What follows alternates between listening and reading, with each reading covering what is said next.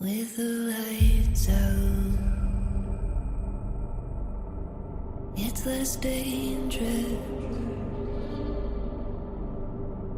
Here we are now,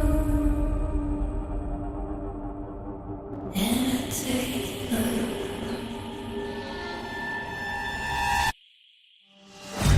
load up on guns and bring your friends. It's fun to lose and to pretend. She's overboard, self-assured.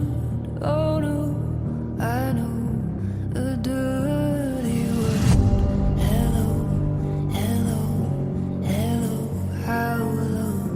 Hello, hello, hello, how low. Hello, hello, hello, how low.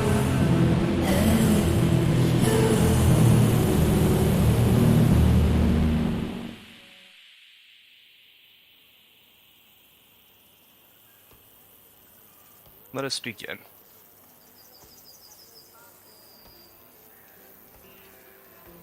There is trouble in the village of Stenwick, though it is a beautiful end of summer day. A kind of orange hue in the air, a haze as the last of the summer heat is beginning to fade, and the nights become ever more chilly. The rolling hills, which are mostly now covered in the rough grains that characterize agriculture of this time, are going to be overwhelmed with the denizens of the village moving through and finishing up the harvest for the year. Even the children themselves are out picking those of the class that must do it. And for those of you who are not currently out in the fields, being your small group, you now have something else to deal with.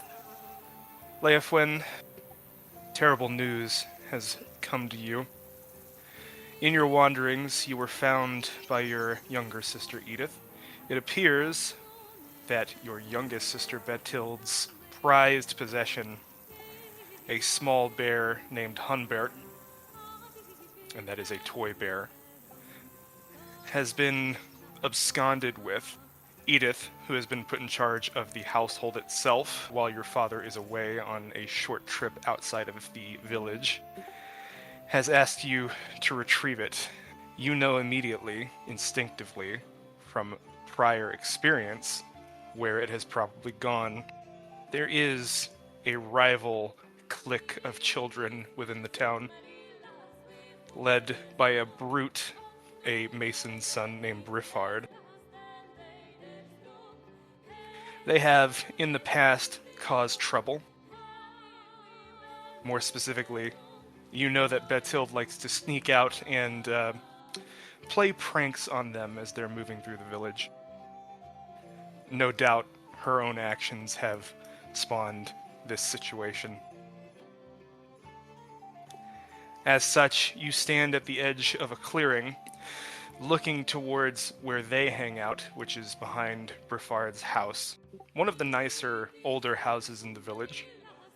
An actual stone and wood construction rather than the kind of lean-to situations that a lot of the farmer class are more used to. You have assembled your friends. What do you do?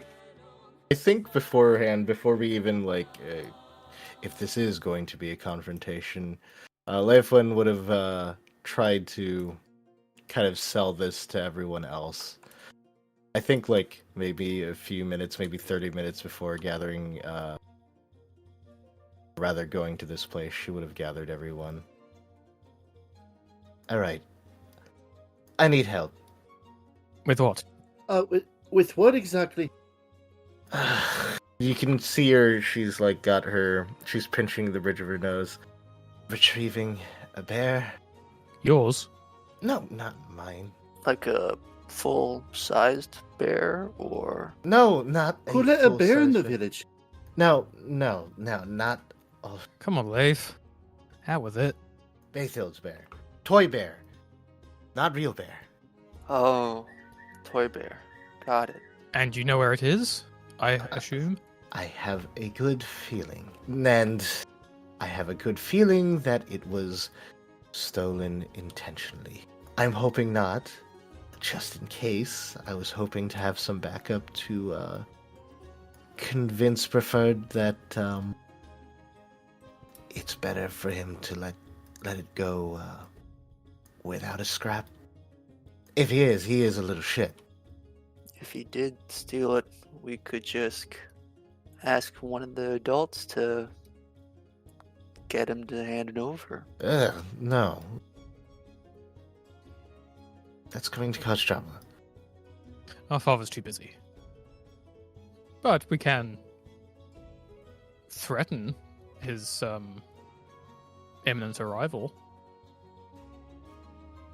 If we And- look at what we want. Calling on Dad is hardly the most noble thing we could do. Consider it a last resort. You have no pride lost in that? As a contextual note, the Thane and the Thana are not in the village right now. So they Oh, are out shit. of pocket even for that. Well, if there's an issue this small, best to try to resolve it in a small manner before we make it a big issue, I guess. Exactly. And hopefully this is a small matter. So, yeah, she kind of gives a shrug and a gesture. You guys good with walking over and, talking things out? Hunbert will shrug and go, yeah, I'm fine to be there for it. And if things should come to something else, maybe something more physical, Then I can take care of that. I knew I could count on you. She gives kind of a beaming smile at that. Hunbert will frown, but will not say anything. Orpe doesn't say anything. He's very obviously obligated to join you, given that this is his sister as well. Okay, well, he's probably behind his house. Let's see if he's fucking around there. And then we'd approach. Sorry for the whole fucking... At your approach, you will be spotted pretty easily unless you attempt to hide that approach. No, the intent is to kind of just stand on business. Bryfard, who it seems has been waiting for something like this, is actually going to step forward between he and his other friends who will move to flank him. You know them by name. You've run into them before. Bryfard, the leader. Mason's son, as it were. Gita, who is a fisherman's daughter. Einred, who is the lowest caste of the group. He is a son of a farmer. And then Alwyn, who is a merchantman's son, though his father is of ill repute in the town. What do you want? Listen, Bradford, I'm just here to recover a bear that you may or may not be in the possession of. Doesn't ring any bells. Alright, don't fuck around. I'm just here for the bear. No one has to punch each other. We can all walk away. Why would I give you something that's mine? Yours! Yeah, I want it. You want it. Explain how. Well, your dear sister, she joined into a bit of a gamble. Does that sound like Bethel? Yes, 100%. Oh, son of a bitch. Fuck! Well, I'd like to win it back then. No, I don't feel like gambling right now. Besides, I don't even have my bone. It is, for sale, though. For the right price. Oh? Mm-hmm. Okay, then. What you looking for? So, make me an offer. What's it worth to you? He's going to cross his arms and smile. Make me an offer. Fine. A silver. No. Okay. 15. 15. I know what I have. 15 silver? It's For a a bear. What do you need a fucking bear for to breathe hard? No. My little brother. He'll enjoy it greatly. Treasure it, prize it, probably destroy it at some point. That'll get a grit of teeth from Leifin. 15 fucking silver. I'll show you 15 fucking silver. Listen, 15 silver, you already know that's too much. He's not going to budge. He's going to continue, kind of smiling. He seems smug about this. He has the upper hand for once. I can wipe it off his face, you know. She says exclusively to Leifwin, just say the word. She kind of holds a hand out, almost like holding her back. Onvart's on the other side, saying, we could knock down the price a little bit. 15's obviously too high, but maybe it'll be more agreeable to 7 or 8. I could talk to him. Even that's still pretty high. I mean, I'm going to be honest, I'm 5 seconds away from punching this kid in the teeth. However, if you both are more sensible people, maybe he'll listen to you. You will note across the way that Geetha is going to get closer to Bryfard, and there's going to be a bit of crosstalk with them in hushed tones as well. I think Orped will actually speak up, yelling across the opening. The Thane isn't going to be very happy about this when he gets back. Oh, you've got to be kidding me. Invoking Daddy, is it? Nothing wrong with that when he follows through. Nothing wrong with losing in a gamble, is there? It's mine. We'll try and explain that to the Thane when he's got a 5-year-old crying her eyes out every night. See how he thinks then. Orped, give me. Let's put it onto performance for. No, influence. Influence is the correct. Give me an influence. Influence. Check. Yes, and I will favor it for you, so you get extra D6, I believe. D6. Yeah. Oh, 14. Oh no, I pass. You'll see Bryfard kind of inhale deeply as Gita is going to lean in and speak again.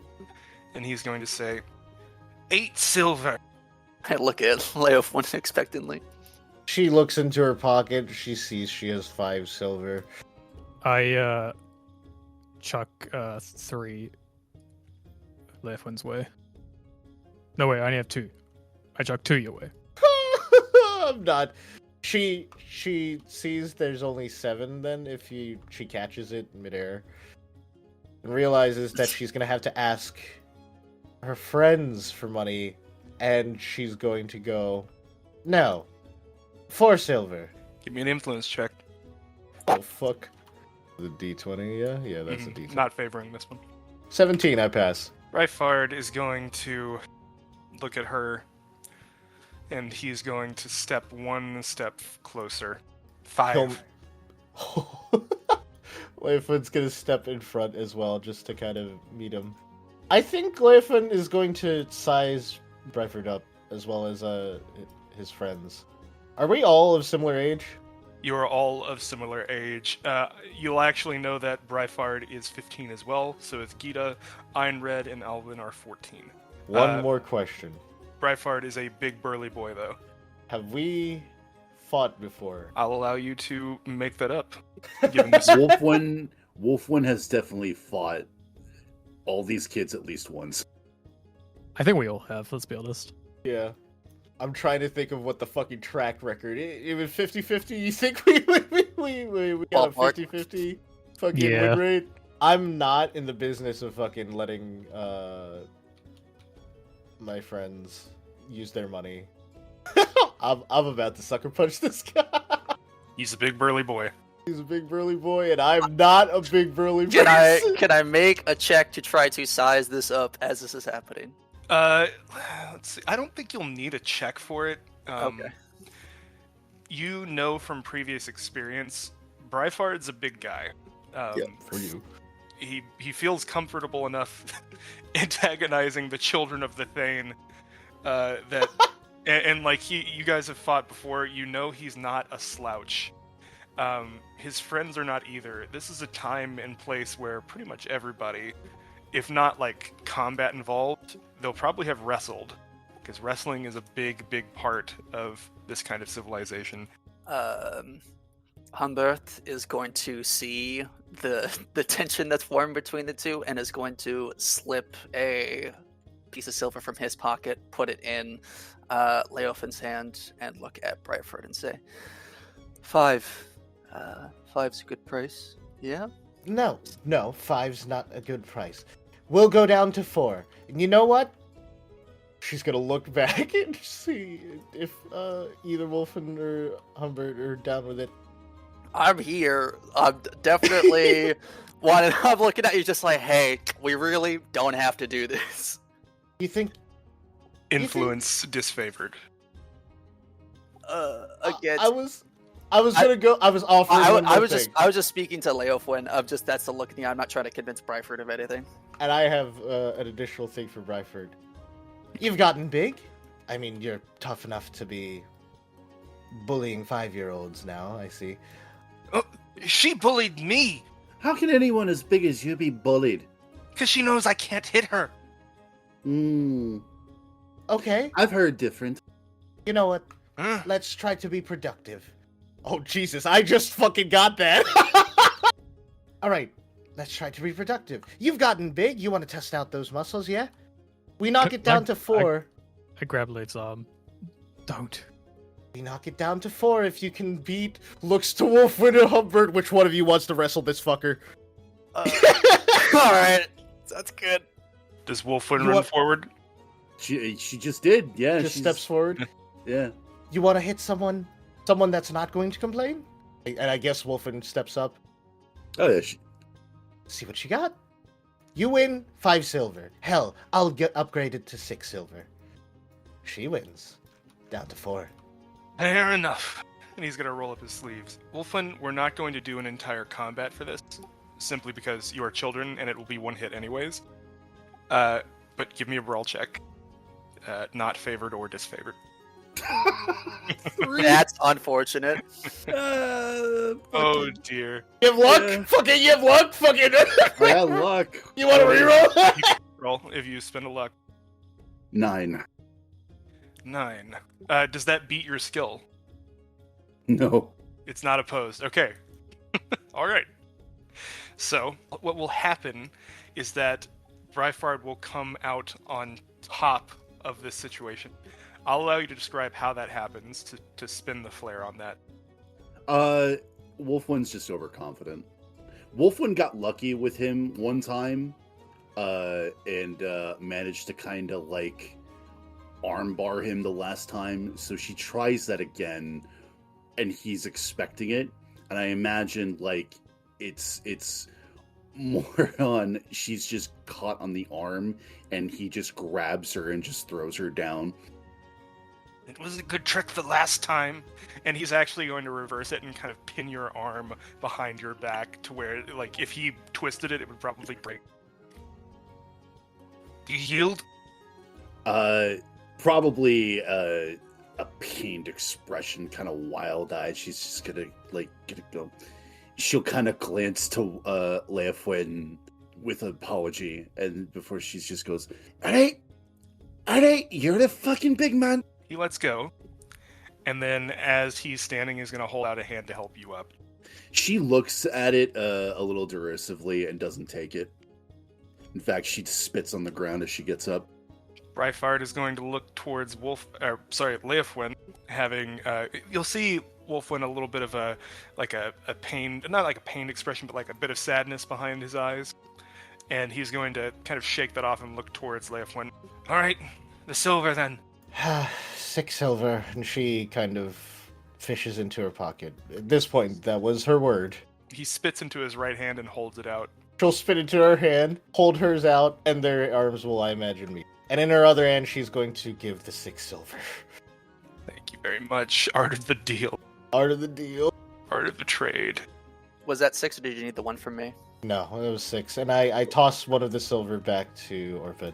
Thank you. Bryfard is going to turn towards Einred. Ein, go get the bear. And Ein is going to look up and... Me? Why me? Because I told you to. And at that, he's going to sigh, turn around, and walk inside the house.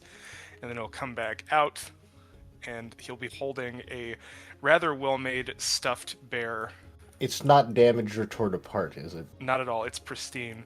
Oh, thank God. This is actually a relatively new toy for Brithhild. I want you to note the protection one on there. That is important. Interesting. It also says priceless. Smile. Priceless. Nope, the price is 6 silver. Oh, fuck. 6 silver. Hey, Gotta change the card. We got a deal. pleasure negotiating with you. Good fight. He's gonna turn and walk away, and they're gonna go back to doing what they were doing before, which appears to be dismantling a chair and using it for some unknown purpose. Man, teenagers are crazy.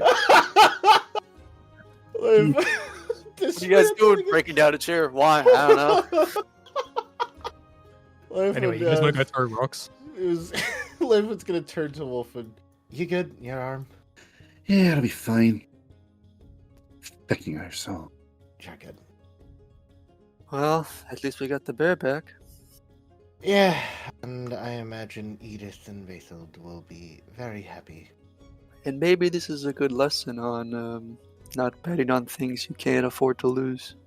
Me. She does the little gesture as she's walking. There is a horn blast from the manor. Leofwin, you know this to be the long-established come home right now blast that has been given to you and the other children of the manor. What time is it? It's about noon. Oh, alright. I guess we're fucking double timing. She's gonna, look around. the What's time. happening? I don't know. It's not unusual. This is not like an alarm bell. This is you need to come right home right now, Leofwin. I need to talk to you, or you're in trouble, or I've heard some shit about you. It's more of a familiar call than it is a warning. Oh, the entire village hears it too. Fuck. Yep. Alright. Let's walk a little bit faster. She'll start heading that way. Evil gang away. Bye, evil gang. Me and the gang winning. 6 silver. Disassembling a chair. Sibling to chair. They got busy things to do. You cross town. It's not that far of a distance, really. It's just cross the kind of town green in the center. As you're passing by, you'll note the houses and merchants and craftsmen's workshop that kind of have sprung up at the center of town. In the distance off to the west side of town, you'll actually see a glimpse of the ale house. This is actually a relatively new thing, and it's kind of the pride of the town at this point. I'm sorry, not the west side, the east side of town. The ale house is new. It's actually got like a privy that's actually pretty nice. And it's a place where the merchants will kind of gather around, as well as any travelers coming into town. On the west side is the old chapel. This structure is just as old as the manor itself, the manor being a Roman architecture that has been restored. All right. We live in Lake Larry. As you approach the manor, the gate is open. There are a couple of guards outside, just a few of the Thane's housecarls. They're going to kind of give you a nod as you approach, and they're not going to salute or anything. The Thane doesn't enforce that when others are not around, others being outside travelers. As you walk into the gates, you're going to be in the small kind of manicured garden area. This has been restored. It's not pristine. Some things are harder to come by as of late due to the breakdown of travel.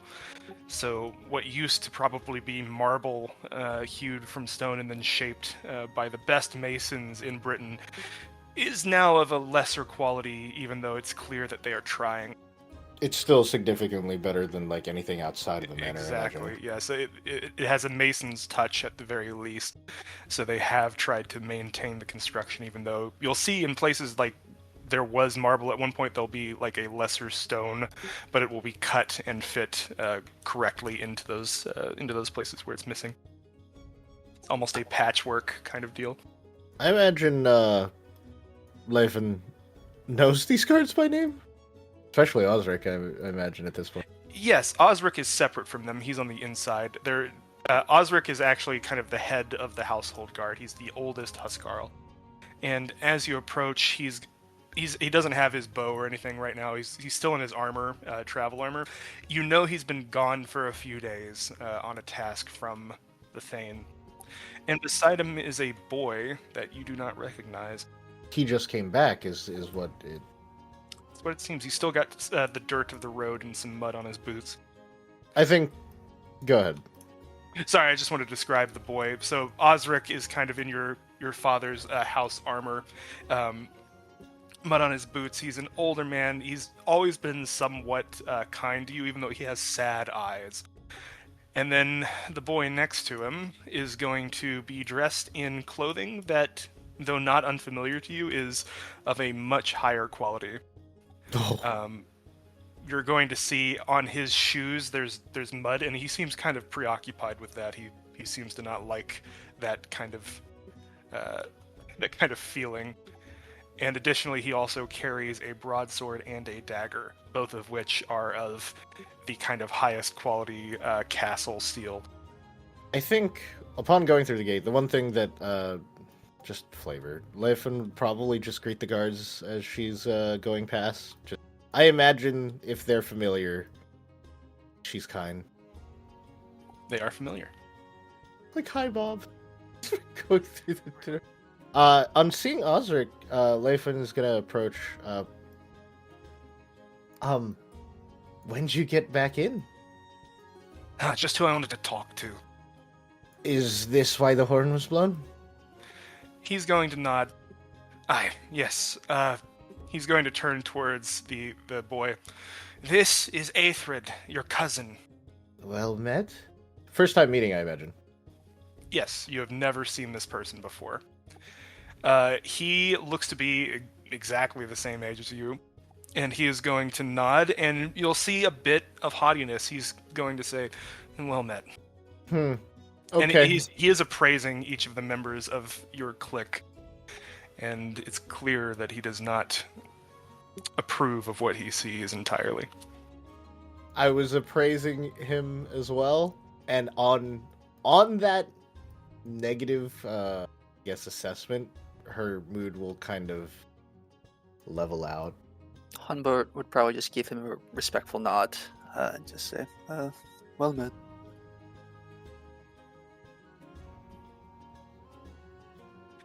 When you speak to him, Humbert, he looks at you with kind of a raised brow, and then he considers for a moment, and then he says, with a bit of a frown, well met.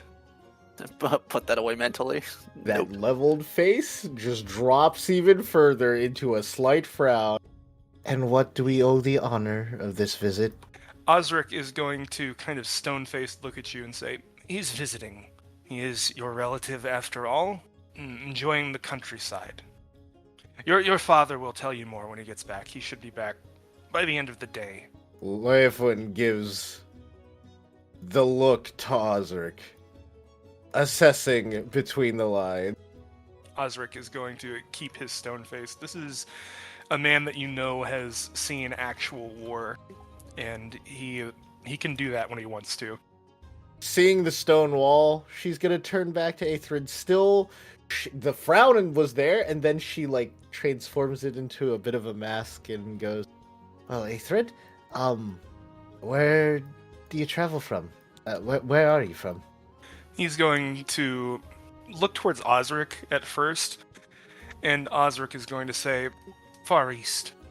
Your father will tell you more. For now, just keep the boy entertained and out of trouble. Go speak to Father Taybold. He needs to discuss the pilgrimage anyways. Right. She thinks on that and then goes, "Are Edith or Beetled around?" She kind of takes the bear that she's been holding. Have this to return. Osric's going to nod, waving into the house. Edith's inside. I think Bethild as well. Delwyn's over at the lockbox. I haven't seen Godfred. Should I be concerned by that? No, he wanders. Okay, The town is pretty much safe for them. He has his own group of friends his age. just making sure. Well then, Aethred, you're free to join us as we return a bear. It's quite the story. Return the bear, Osric is going to say. What happened to Humbert? He got misplaced. Had a bit of a time getting it back. Long story. I'll tell you about it later. Right. Well, I have to make my rounds. I'll see you later today when your father gets back. And Osric is going to walk past you and out the gate. That leaves Aethred with us? Oh Yeah, no! he's going to stand and kind of remain on the steps, looking at you, not sure where to go from here. Well, welcome to Stanwick. It's probably a little You said bit that more already. humble. A little bit more humble than where you're from, what you have. She's walking up the steps to kind of get inside and return the bear. Come in. He's going to turn and follow you. Humble's an understatement, but thank you. Chat, I think we need to fucking... I think we need to kill this guy. I think Humbert is now. I think because before like our group kind of travels in like a rough like posse-ish circle. I'm now fully like giving a palace or castle guard thing where it's like I'm escorting you, but keeping a safe keeping a distance so that you can have a hushed conversation if you need to, type thing. Mostly because in my mind it's like I don't think I like this guy, so I don't want to be close to him. I think Orped will whisper to Wolford at some point. I didn't know she had a cousin. Yeah, I didn't know either. Said it was from Far East. It's neat. Far is east. He doesn't sound like a heathen. Moving inside, you're going to be greeted by what would probably be the nicest, not probably be, definitely is the nicest home setup in the village. Though decaying in places and crumbling where certain materials could not be replaced, it is still a large, kind of open, multi-room household. And as you move inside in this kind of longer great hall entry, there would be immediately in front of you, sitting on one of these marble benches that is probably beginning to fall apart, both of your sisters, Leofwin. Edith, who is a couple of years younger than you, and then Bertilde, who is about 5 years old. She's going to approach then, unless you had something. Just a quick description. Edith is dressed up in kind of the finest clothing, as I've established previously. To your mind, she is the ideal daughter that your parents probably would have wanted. As far as the way she dresses, the way she acts, how she maintains her calm. And then there's Bertilde, who is a smaller version of you in many ways. Yeah. You might have expected Bertilde to be crying about her lost bear. She is not. She is stamping back and forth, looking kind of angry, and it's clear that she is wound up by this this betrayal of her bear being stolen. Certainly not her own fault for gambling and losing. Not in her mind. I think she'd approach, kind of hiding the bear behind her back. Hey. She's going to look up at you, and you see the kind of tightly knit brows kind of unfurl a bit, a little bit of hope in her eyes. Did you get it? Did you get him back? Get what? Huh? And she's going to look past Leofwin and see that the actual Humbert is here, and she's going to say, "My bear! What? Did you get him back? Edith said you get him back." Oh, and Edith is where going to did kind of nod and incline her head. where did Humbert go? That big bully Bryfard stole it. How exactly did he steal it? He took him. He took him. He said he'd clobber me. It wouldn't happen to be anything with, involving bones. No? She's going to give a look to Edith.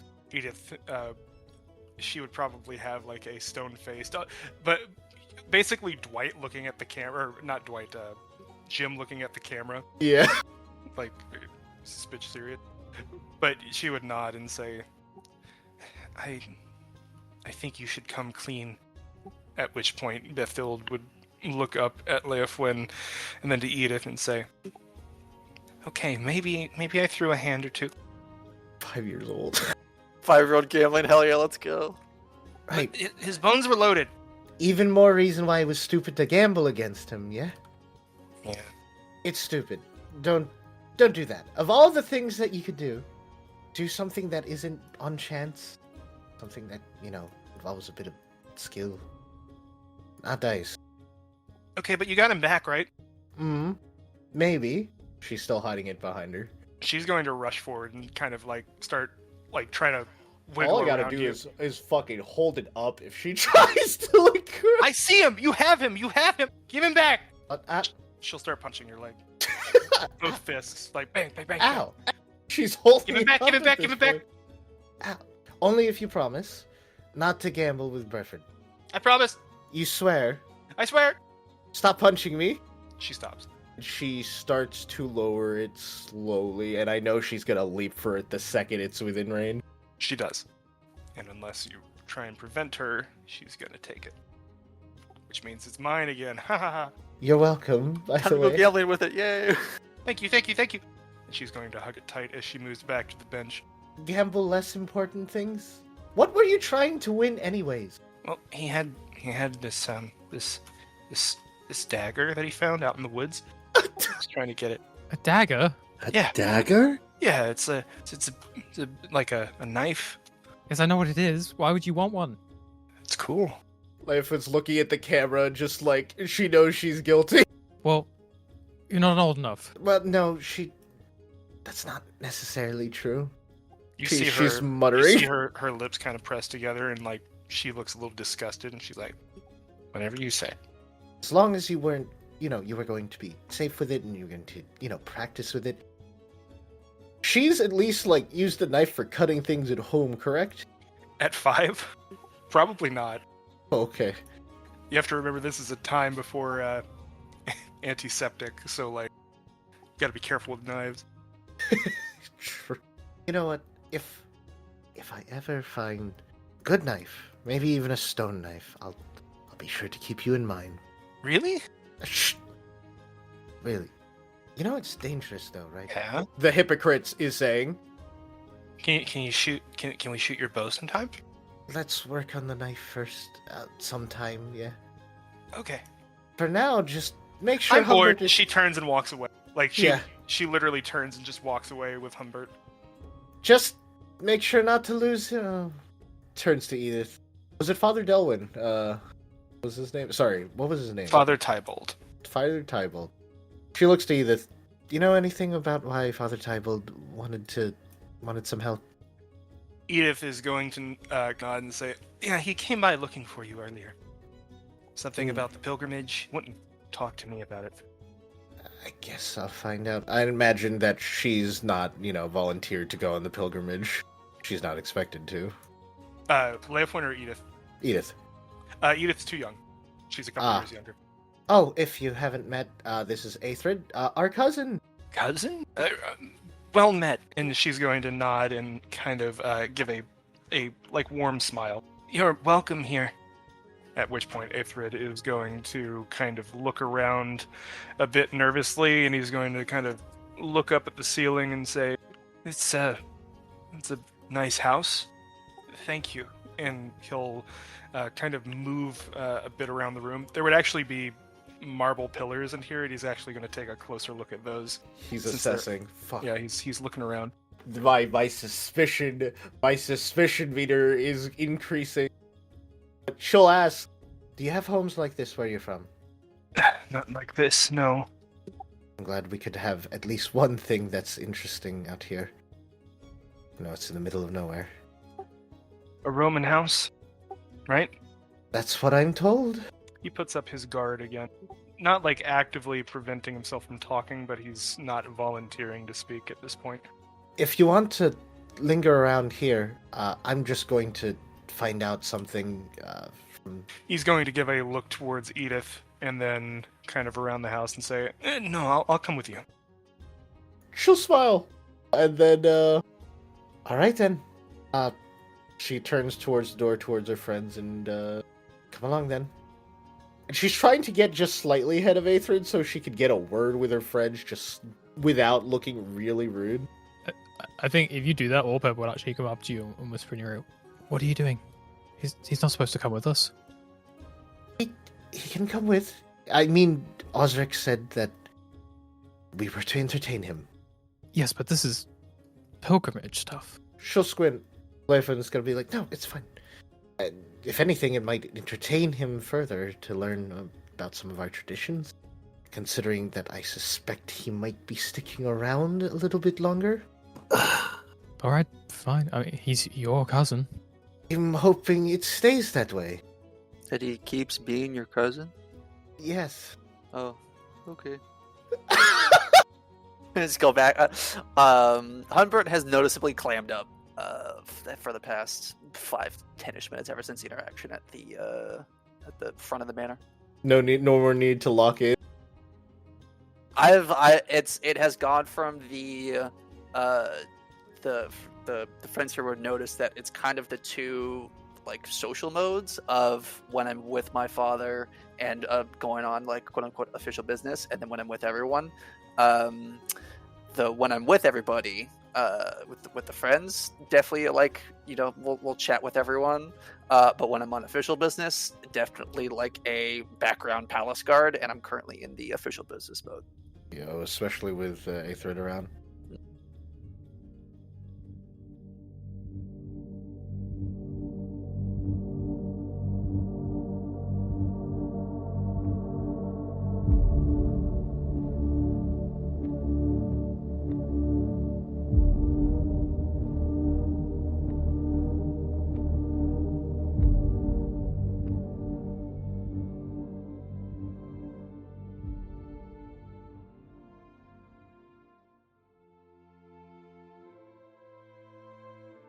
I think as we're walking around town, small talk would ensue. It's awkward, I imagine, with Aethrid. And she'll ask, do you have any strange traditions where you're from? We have something called the pilgrimage here. No, nothing strange. Though I suppose that's subjective. What's the pilgrimage? Bit of a venture into some woods, where some people don't come back. She smiles. What? Frankly, that's all I know. No one who ever comes back from it talks about it. Uh-huh. And who has to go on this? Everyone in the village. Sometimes the Thane's kids are exempt, but Everyone every year? It's every year, right? It is every year, but it's only children of 15 summers. Every year, once you reach a certain age. Right. How old are you again, Aethrid? 15. Dang. You really hope he doesn't come with us. You get a fucking shoulder or an elbow to your ribs, Wolf. He's a boy, I don't care. Where is the chapel, or at least the place? Oh, okay, it's along the way. As you're moving through, you're going to be passed by a small group of kids, led by a golden-haired boy that you know to be Godfred. They are heading eastbound across the green, and as they pass, Godfred is going to give you kind of a scowl, Leofwin. He's just scowling at you like a sibling does as they move past. She scowls back. He sticks out his tongue as he moves. She sticks her tongue back out, too. Very much acting her age. You pass on, winding down the trails, until you get to the turn moving up towards the chapel, where you will find Father Tapold descending towards you. Oh, Leofwin! I was looking for you all. And he's going to turn towards the unknown child. And you must be Aethrid. At which point, the the good Christian boy that he is, he will drop to his knee and kind of give the supplication bow. Yes, Father. Before standing back up. Why does everyone seem to know Aethrid except me? Welcome to Stanwick. We hope your time here will be peaceful. And he's going to look back towards Leifwin at that point. Your father has asked me to elucidate you on a few details of your upcoming journey. But Perhaps this conversation will be best done on the move. My leg is starting to go a bit numb, Of course, father. and he's going to step towards the front of the group. Leifman falls. Did this house me more since you were... For a time, but old wounds. Oh man, did he? Did he have? Is he one of those people that fucking had a interesting background? Interesting in that churches are high-value targets. Yeah. Okay. He's seen some shit. As he is walking back down the road, you'll note he is taking the path, like the long way loop around the village. And this will kind of proceed as he continues, just kind of getting his steps in for the day. So, I imagine you all have many questions about it. And everyone here is a bit quiet about the nature of it. So, to begin, why don't we start with those questions and get them out of the way? Where are we going? Into the Western Wood. At the far end, a few days journey, a few days travel, there will be a ring, an ancient stone ring. Within it, as I've been told, I have not made the journey myself, there will be a dais of some sort, and there you will provide our offering for the year. What's the offering?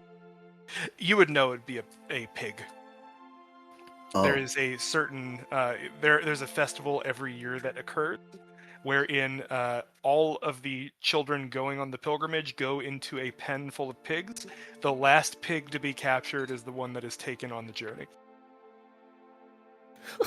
And by captured, I mean literally you chase the pigs around and you grab the last one. Out of character, this seems certainly not very Christian. So I imagine it's a holdover of old. It is not Christian at all. Which is How? interesting. What is Go. What's Aethrid's reaction to that? Aethrid is horrified. He's Good Christian boy. genuinely befuddled at what he's hearing, but he doesn't From speak a anything father. yet. A man of God. Orbit is giving him a funny side eye, kind of half watching him. Something you guys will note is that Father Tybalt is not from this village. Osric is not either. They are outsiders who have relocated here. In Tybalt's case, he is replacing the old father who used to be here. Can I ask why no one talks about it? A good question. The truth is, as far as I know, that memory begins to lapse once you leave the woods. Any stories you have heard cannot be trusted. At this, Aethrid is kind of becoming a bit white-faced. Like, do you simply forget? You get different visions? The memories become clouded and change at every retelling. Perhaps it's a matter of age, or what has been seen inside those woods. There is a reason we do not allow you to travel freely through them. He would actually stop as he reached the kind of the outermost house of the village. The woods would be distantly visible across some rolling hills, and it is a foreboding sight given what you have seen in the past and your restriction from traveling into those dark corners. And the reason why a lot of people don't come back, I know it doesn't happen every time. We don't know for sure. Those that have come back after such instances are confused, and their stories do not align. Leifman gives a raised eyebrow. Internally, she's like, nah, I'd win, but she's also still curious about that. It is the belief of this old priest that dark and ancient creatures linger within those walls. Things from the time of the Pendragon, Like elves or and darker things. Is this the first time, or like, are elves like Wolfwood's an obsession for Wolfwood? Like, a little bit, yeah. Her mother has told her a ton of stories and fables, and she believes them to be real. Like the stories, like everything, it's like history. Hunbird's kind of shifting his feet at the mention of magical forces. Orbit is just listening intently. I mean, I'm just a 15-year-old. These could be real. As the people of the village say, it is a place for the elder gods. I am not so sure such things exist, but the strangeness of that wood cannot be denied. Quick vibe check of Aethred. Aethred, my bad. White in the face, very, Yeah, I heard. very terrified, kind of a holy terror kind of deal. He's a good Christian boy. So, Father, we go and make a sacrifice and then we come right back. Yes, and you must recite the words. You would have been told them in the past. It is an entire kind of ritual that has to be said. And let me give you that block of text. Hell yeah. I feel like Orpep would have read this. He probably doesn't remember it though. Hell fucking yeah, dude. You must recite the words as the offering is given, and that, unfortunately, is all I know. The pig, that we have to offer. The hog. Yes. How do they normally lead it out of town? By like a leash? It is roped. Okay. Here's hoping the one that gets caught last is the least rowdy. She's saying that, but then she's doing the logic of, if it was the last one caught, it was probably the hardest one to get a control of. If the Lord is merciful, yes. She kind of looks up to the sky for a brief second. There is no, like, mutter of her breath. She just silently looks to the sky and then back down. I don't know about you all, but I've worked up quite a thirst. He's going to look kind of hungrily towards the alehouse. Certainly a good opportunity to show Aethred around anyways. My thoughts exactly. And he's going to kind of hobble past you all. She kind of tries to break the ice with Aethred, who's still probably wet in the face. Anything as strange as that, where you're from? No. And it sounds like a heathen ritual. Place as rustic as this, though, I suppose that's to be expected. You said sometimes children don't return. She nods. And you just accept that? I don't think it ever crossed to her as odd, because this would have been normal for her. Right? This is a normal thing in the village. And I think that that realization dawns on her. Yeah, I mean, the world is dangerous, is it not? Going out into the woods, any woods, is dangerous. Going out into something as foreboding as that, she thumbs back. We both saw it. Bound to happen. He nods. World's a dangerous place, but I wouldn't have expected such dangers here. It does seem peaceful. God willing. God willing.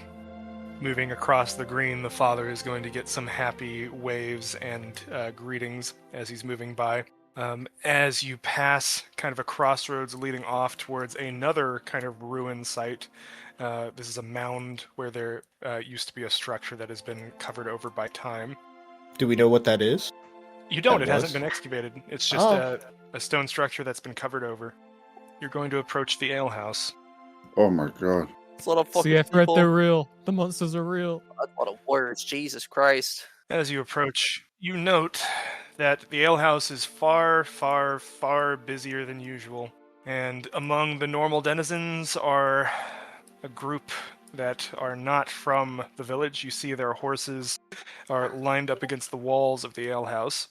And they are a rowdy sort. They have taken over every bench and table, and the serving staff here, the owners, the denizens of this house, are going to seem a bit overwhelmed. The biggest of these men, sitting at the largest of the benches, his bulk taking up a good portion of it, a red-haired Danish man from your first encounter. As you approach, you're going to note that there is a small boy sitting next to him on the bench, to whom he has slid a tankard. That boy being your brother, Godfred. Yeah. Uh-oh. You hear this big man's laughter as you approach. And you're going to note that all of these men are armed. They are all wearing chain armor. Many have shields. Most have a sword or a spear, either in their hand or leaned to against the tables.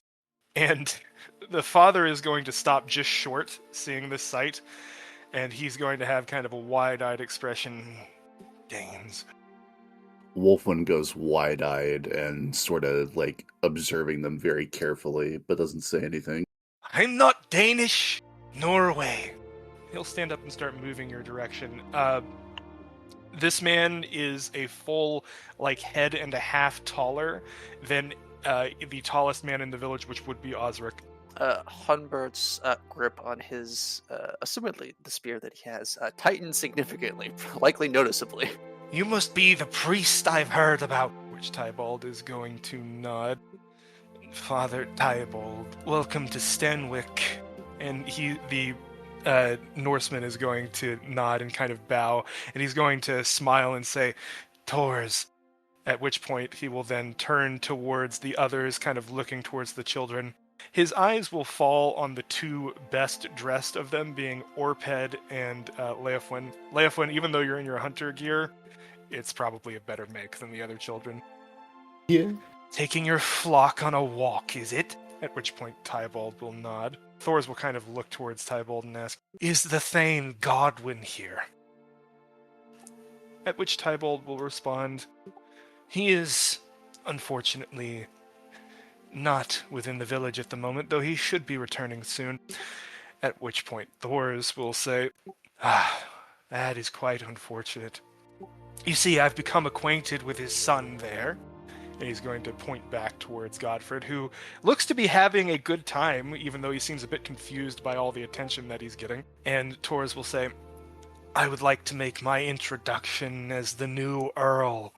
Tybalt's eyes will kind of raise at that. I should retrieve the man in charge, Osric. I'll go and find him. At which point he will turn towards Leofwin and the others and kind of give an indication that we should get out of here as soon as possible, non-verbally. I'll help you. I have a feeling I knew where Osric went. Thank you, my dear.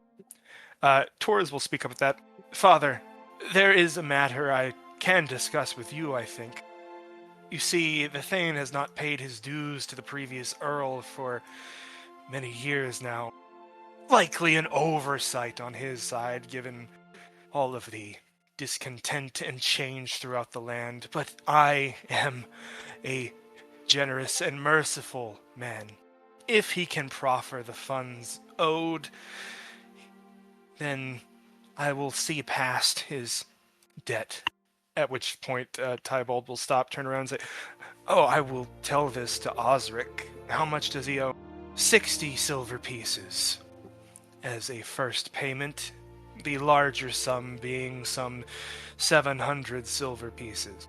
And Tybalt will nod and turn back towards the children. Let us go get Osric. And he will Orped's move- actually going to try something before we head off. Oh, yes. He's going to call out to Godfred. He's going to say, Godfred, and he's going to motion for him to follow us. Hi, Orpid! I need to talk to you. Come on. Oh, no, that can wait, Thor said, looking down at Orped. He'll remain with us for now. He's having a grand time, isn't he? At which Godfred will say, Yeah, I am. They're really nice. There's laughter from around the tables as all of them begin to break out. And yeah, go ahead. You wouldn't mind if I joined him then, would you? Leifin is looking at Orped and giving the no, do not. I think at that point, we'll just step closer to Orped, and we'll look at him with the side, and the spear has not crossed in front of you, but is closer than it would normally be to be like a noticeable thing. Orped will turn around but bend left and say, I can't just leave him alone. No. I need Godfred for some chores. He can come back in like 5 minutes. Can he? Well, at least as long as he finishes those chores in time. My sister and I need to, Your sister and handle you. things. The household. You're Godwin's daughter, then. That is correct. Yes. Well, he's going to look back towards Godfred. Perhaps you should hurry on. The boy will stay with me for now, until payment is given. This man's not budging because that's his intent. I want you to look, if you can see, Yeah. at the model's face. He Yeah. is wild-eyed, he's almost insane looking as he's Yes. looking down at you. That I'm getting the read that's a part of him. This is a calculated play, and I can't convince him out of this because that's calculated. This is all intentional. All right. I was going to try to convince, but there's no way. All right. Yeah. I suppose we'll find Osric. As Leifin who's normally brash about these things, kind of shies away in the face of this giant man. Did he seem inclined to let me stay with Godfred? I was assuming that you backed off, but he does. If you persist, he is inclined to let you stay. Well, Two I didn't hostages, back off. I just one. just bent Leofwin's ear and suggested that we not leave him alone with them. She's turning around and grabbing Orphan by the shoulder, like, wrapping a arm around him, and she's saying, as they're, like, a good distance away, and I imagine you're giving some resistance of, like, what are you doing? We don't need 2 hostages when we already have 1, yes? Sure, but it doesn't change the situation.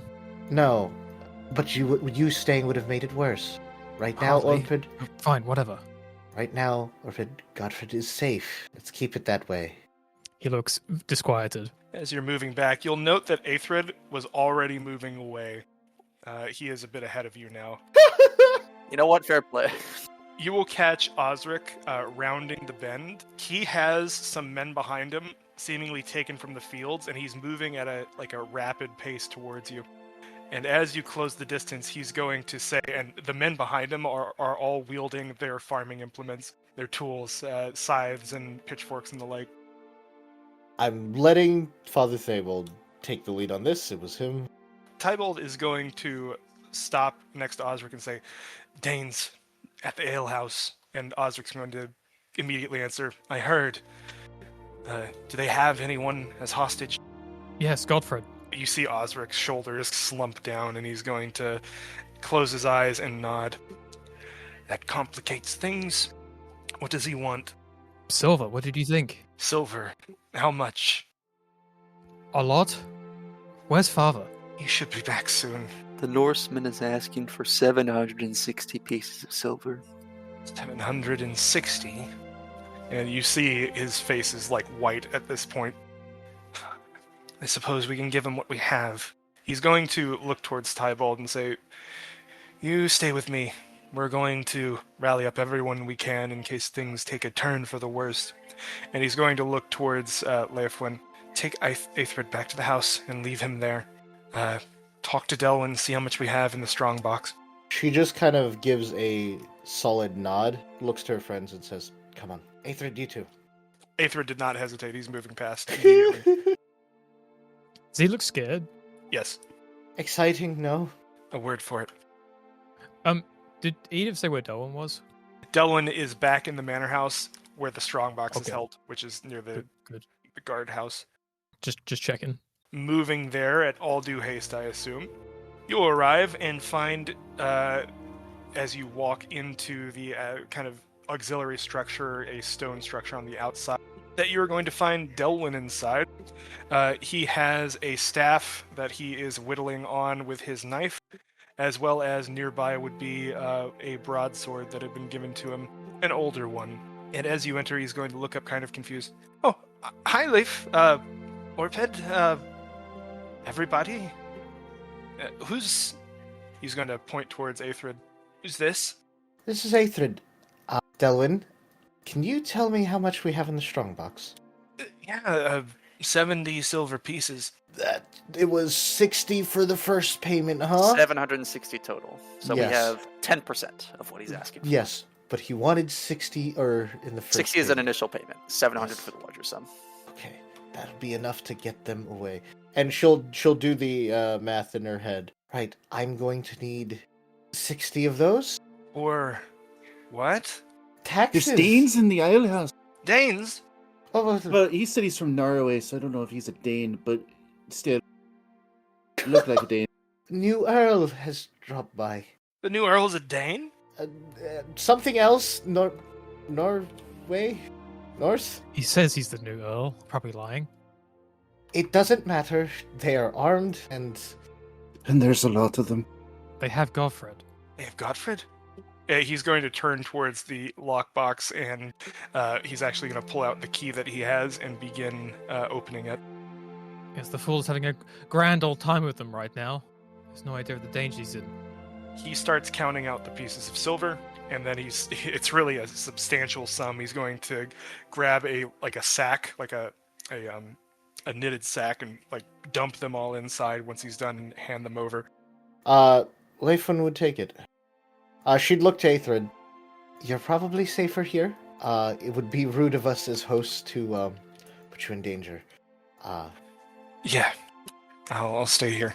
She keeps a level expression. Delwyn, would you make sure that Aethrid, our cousin, by the way, is, properly taken care of? Make sure he knows the place around. And should you hear anything, stay inside. And if anyone tries to get in, make sure it's one of us. Right, of course. The manor is somewhat defendable, is it not? I'm just making sure. It is, but not not like a a castle. castle. It's just a manor house. They Yeah. could scale the walls pretty quickly if they wanted to. Okay, shit. Just keep an ear out. If everything does go to shit. Where is Yeah. what's the... Yeah, I'm not going to go into any detail. She just gives a nod when Delwyn gets the read. All right, 60 silver. 10 silver left in that lockbox. Let's go. That's gonna be difficult come winter. Can't supplement our supplies if we have no money. We'll make do. Sure, Father will have something figured out. He'll nod at that, and at that point I assume you depart. Towards the green, Leifun is going to say, all right, I think this is where we part ways. You guys can go home. I'd feel better if I stuck with you, if that's alright. There's no way I'm not going back home right now. Considering the danger that we might be in, I might be in, Well, I think it's be easy for them to grab another hostage if you were by yourself, but if there's 4 of us, that's a bit more of a tall order. Plus, he already knows that you're the Dean's daughter. right? Okay. Still, everything is going to be fine, I'm sure. And she jingles 60 silver in her bag. At the first sign of danger, we're not fighting. I mean, did you see them? That sounds like a good plan to me. If Osric is around the corner, she'll kind of... Within visual range, even before they're in speaking range, she'll just jangle the bag over her head. Just to kind of show she has it. Osric will be waiting there, along with a growing number of the townsfolk. Even assembled as they are, this is not like a martial village with a ton of soldiers in it. These are all farmers carrying pitchforks, essentially. Yeah, against people with mail, it looked like. These are definitely well-trained and experienced warriors over here. Osric will kind of hold out his hand to say, "Good, you have it. I don't think we should provoke them by sending the entire militia. I will go with you, and if anything should occur, I'll hold them off while you withdraw." He's going to look down at Leofwin. Are you prepared to speak to him? I am. Okay. That was Osric, right? Which one is speaking? Osric. Okay. Tybalt has stepped back. Is out of character. Do we know if the Danes or the Norwegians have been converted to God? You don't. Because it might be safer with Tybalt. Oh fuck! Did they read to you as followers of Christ? Tybalt is going to shake his head. I didn't see any crosses, and they would display them if they had them. Okay, there goes that idea. I was going to say that if they were, it might be safer to go with the father here, but if they don't, perhaps strength in arms might be the best. What strength we do have. Okay, let's go. As you approach, Torres is going to get back up from the table and move to greet you. This time he'll be flanked by a couple of his friends. That was quick. Well, it's just down the road.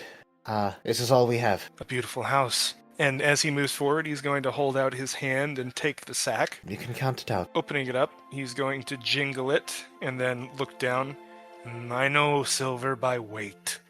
And he's going to place it down on the ground and then look at the house, look at the surroundings, the new ale house. He can even see a hint of the force that is piling up here, even though they are not moving forward. All you have, eh? I doubt that. Well, she looks over to Orpid. 61. she's trying to say. He holds out his hand. I toss him the silver piece. That's all we have. That makes things difficult, given the debt still owed. My father will be back, I'm sure, and we can sort this out. I'll remain here then, until he is... You said it should be soon, correct? Yes, this was just the first payment, yeah. Yes. You're reasonable, man. I'm sure the rest of the payment can be organized over time. Reasonable. Yes, I'm very reasonable. Very reasonable and very patient. That's what I'm known for, isn't it, Howler? And he's going to turn towards him, and Howler, who is kind of hiding behind a mop of a beard, is going to say, I'm sure you can imagine we don't get much trade through here. Perhaps I'll take a portion of your grain then. I would wait until the Thane comes and he has a better read on things. Very well. We'll remain here, and perhaps we'll keep our guest. He seems to be enjoying himself. She frowns as much as she can, and in fact, it probably slips through despite her trying to keep that mask up. Surely he has to get his rest. He's just a child. I went on worse benders than this when I was his age. We'll You're- take good care of him. I'm sure you will. He's just... I don't think he was of your stature, sir. Few are. He's going to take a step forward. The true height of this man is now looming above you, and he's going to look down and say, as I said, we'll take good care of him. Osric will actually step forward at that point and kind of put his arm in front of Leofwin and push her back. This man is still towers over even Osric, but Osric looks like he would fight if he had to. Very well. Osric, I think it's time we go. It is at that moment that a figure begins descending the hill behind you. What goes there, Osric? At which point Osric will look back and see his Thane approaching, and a slight relief will enter his features. Guests, my Thane. Norwegian guests. At which Thors will say, yes, that's correct. And this is the Thane. And the Thane will nod, introducing himself. Earl Thors, is it? Nods between them. I assume you're not here to partake of Stanwic's ale and good custom. This is a matter of the debt. At which Torres will nod. 700... Oh, forgive me. 699 silver pieces now. At which Godwin will nod. We'll sell off part of the harvest. The rest you can take as grain from our stores when we are complete. There should be far more than enough to cover that cost. At which point Torres is going to look over, seeing the militia that has joined, and he's going to nod. I'm told you're a man of your word, Thane, and I'd like for our relationship to remain cordial. Thus, I will trust that you will pay as you say. The Thane nods, and he reaches down to the circlet on his arm and touches it and nods. I am as good as my word. At which point Torres will turn and wave towards Godfred. Boy, come here! And Godfred will get up, staggering slightly. And he'll move over and kind of hiccup as he reaches Torres. It was good to meet you, boy. Now, return to your father. And at that, Godfred will stagger over into the relative safety of your group. Orped will grab him to pull him to the back. Doing so, Godwin will actually kind of step to the front of the group, and he'll actually kind of nudge Leofwin forward, bringing her close as he speaks to Thors. Was there anything else we could assist you with, my lord? At which point, Thors is going to look between everybody in the assembled group and say, there was one other matter, yes. There is a fugitive that has been declared. A boy, a teenager, 16 years old or so. The king, well, apparently he said some unkind things about his royal person. At which point Godwin, who is completely stone-faced, will say, well, though there are many such children here, none of them have ever spoken ill of the king. Torres will look over towards the group, nod, and then smile towards Leofwin. I'm sure they're all good subjects of His Majesty. But if you happen to find anyone who matches that description, suspicious people traveling, please do inform me. We would see justice done. And at that, Godwin would swear, yes, of course, Earl. Torres is then going to look back. Do you mind if we make use of your ale house, Thane? And then Godwin shakes his head. No, not at all. It's for travelers, for visitors. Please enjoy your time here. Thors reaches out, clasps a hand onto Godwin's shoulder. The hand kind of dwarfs his entire shoulder, really showing how huge this man is in comparison to your father. Good man. Thank you for your hospitality. And he's going to let go, turn around, and wave towards the tables, at which point they will return to drinking. Godwin will keep his hand on Leofwin's shoulder and begin to turn. Leaning over, he's going to actually grab hold of Godfred as well and pull you guys all back towards the edge of town here. She'll look over to Orpid and say, "Sorry, I needed to sell the bluff. All we had, rather them look into your pockets than the lockbox. I'll pay you back." Oh, it's fine. Whatever. As it is clear that your persons are safe and that the Thane's son has been returned, Osric will actually kind of wave the militia off. They will begin moving back towards the fields, mumbling in small groups. The Thane will continue pulling you all forward until you reach the manor itself. If you do or resist or do anything else, please let me know, and we will adjust from that. No. Nope. Yeah, Wolfen's- I'm dutifully following along. Wolfwin's along for the ride. Arriving back at the manor, the guards have actually been put on a higher alert by both Osric and the Thane. The Thana, Sifled, will rush out and embrace all her children. Edith and Bethild will be on the steps as well, waiting. She's going to scoop up Godfred and kind of rain some kisses down on his forehead before throwing him onto the stairs and then looking towards her other children. Does she hug a little bit? Well, she'll hug Leofwin first, and then she'll move towards Orped and kind of give him just the briefest shoulder squeeze. Yeah. Okay. Everyone's okay. Good. I think Godfred's a bit drunk, but otherwise okay. Is that what this is? Ooh. He's staggering on the steps, but Edith is going to grab him and stabilize him a bit. I think Orped would have already been doing that, for what it's worth. Fair enough, you both do it. Leofwin would look to the Thane. "Father, we don't intend to give, all of our grain, right? That's a lot of silver to make up for, though." Godwin was speaking to Osric off to the side a bit, but as you draw his attention, he's going to say, "No, of course not. I have some coin stored away. We don't keep everything in the lockbox." Okay. That's a relief. "You did well, for what it's worth." And he gives you a very warm smile. All I had to do was make sure that the village didn't burn down before you got back, which just meant handing over money. And keep your nerve and your cool. Sure. She says, definitely was intimidated throughout all of that.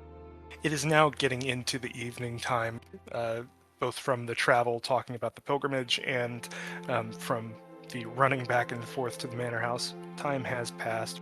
Godwin is going to look over the rest of the children and say, "All of you, thank you for your service to the village. But you should return home and speak with your parents, make sure they know that you're okay. I'll see you all at the Harvest Festival tomorrow." Humbert will just give a nod and go, yes, Mithane. And then we'll head to the just outside of the gate, and then probably wait maybe for Wolfwin to follow. Yes, Smithy. Wolfwin will give a bit of a bow, as is her cast, and then we'll turn to leave, but then kind of linger as Humbert's waiting for her. I think I'll start heading down the road and look to see if Wolfwin follows, I suppose. She does. Osric will also depart with Tybald, moving towards the gate. It's clear he's been given an order from the Thane. I'll probably say to Wolfwin as we're walking down. So, remember when you said you didn't want the new kid to come on the pilgrimage? Yeah. Give her a small smile and just go, "What do you think the chances are he comes on it with us now?" Oh, don't fucking say that.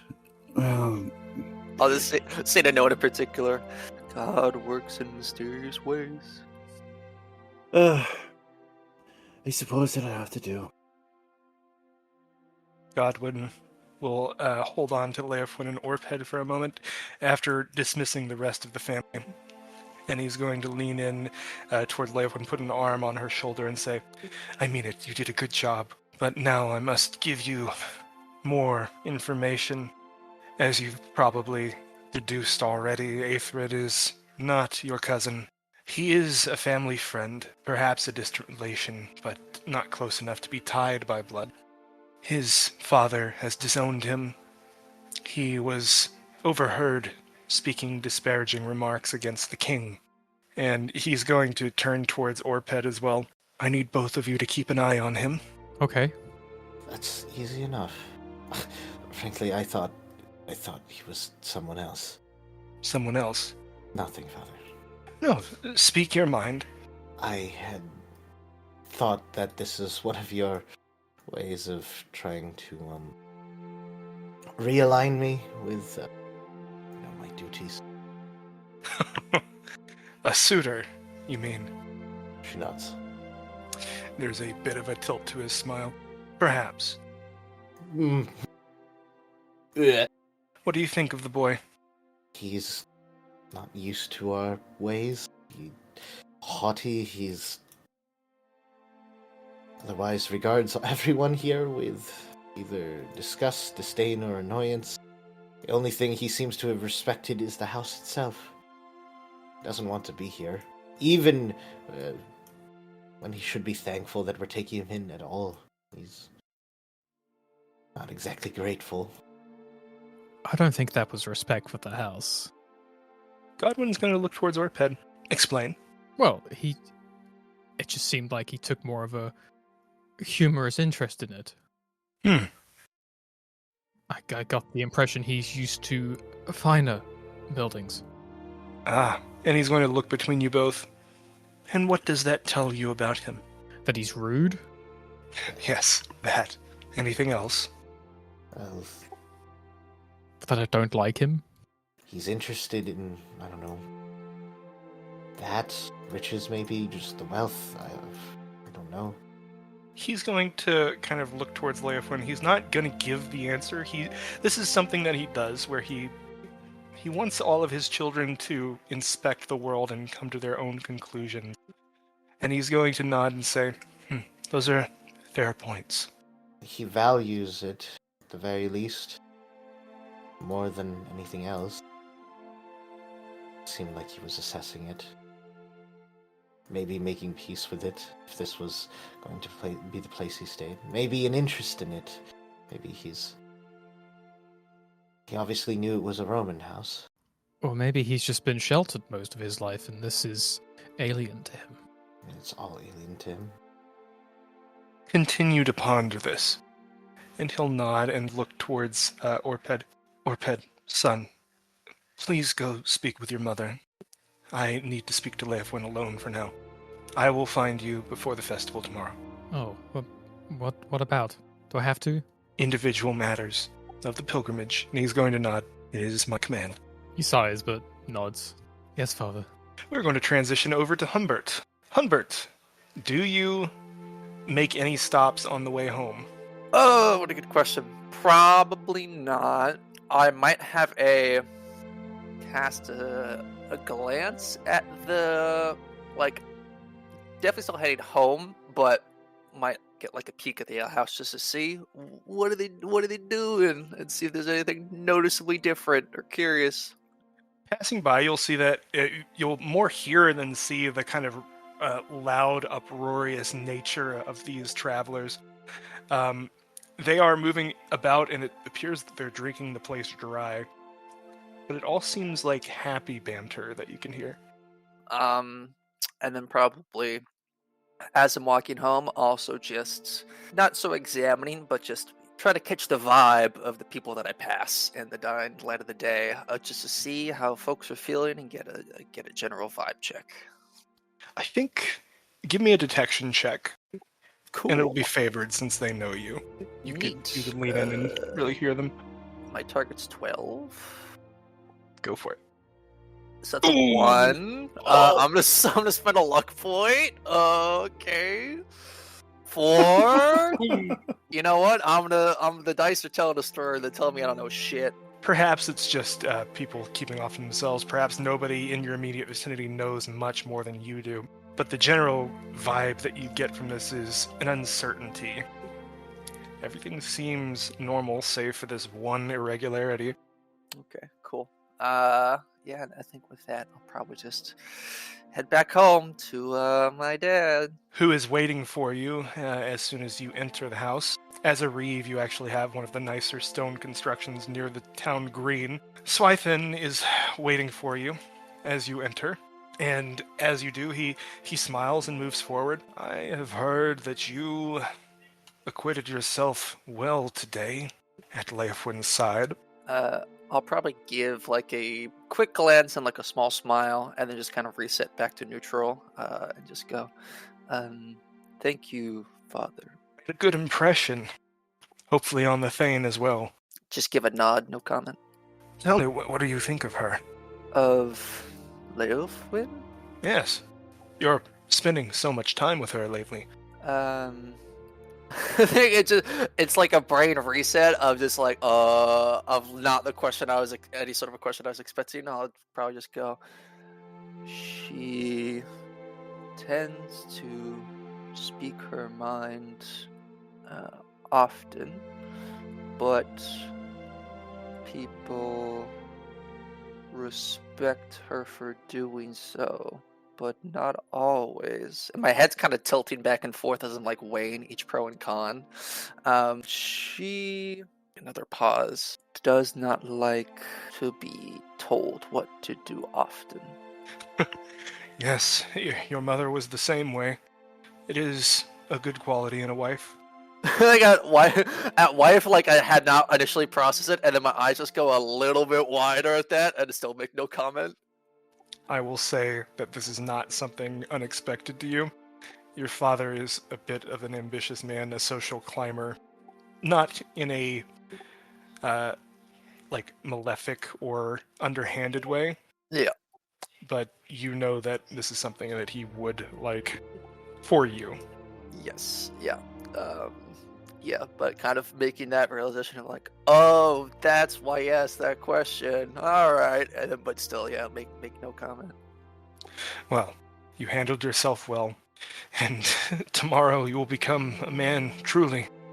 Perhaps when you return, we will revisit this topic. I think I'll give a nod and go, I look forward to that, Father. And then we'll wait until dismissed. And I think also in my head, I'm thinking of his exact wording of when you will return, contrasted with the fact that Aethred previously asked the questions of it's somewhat normal that people are sometimes don't return from the pilgrimage. He will dismiss you, and to eat there would be a pot of stew as well as some loaves of bread that have been purchased, and probably some dried meats and vegetables as well. Transitioning over, we will go to Orped. Orped, you return to the house following your adoptive father's order, I assume. Yes. As you step inside, Sifled will be there, and she has already kind of been checking over with the other children and dismissed them. And as you enter, she's going to kind of give you that warm smile that holds that small hint of distance between you. And she'll kind of reach out for you and wrap you up in a hug. And she'll kind of push you away and look down at you. Are you okay, dear? Yes, I'm fine. Father says you wanted to see me? Yes, I wanted to speak with you. Give you some information about the pilgrimage if you had any questions. Oh, I think his eyes kind of go a bit wider at that, like with genuine interest. I didn't know I could speak to you about that. You can speak with me about anything. I can kind of knots up his mouth a bit.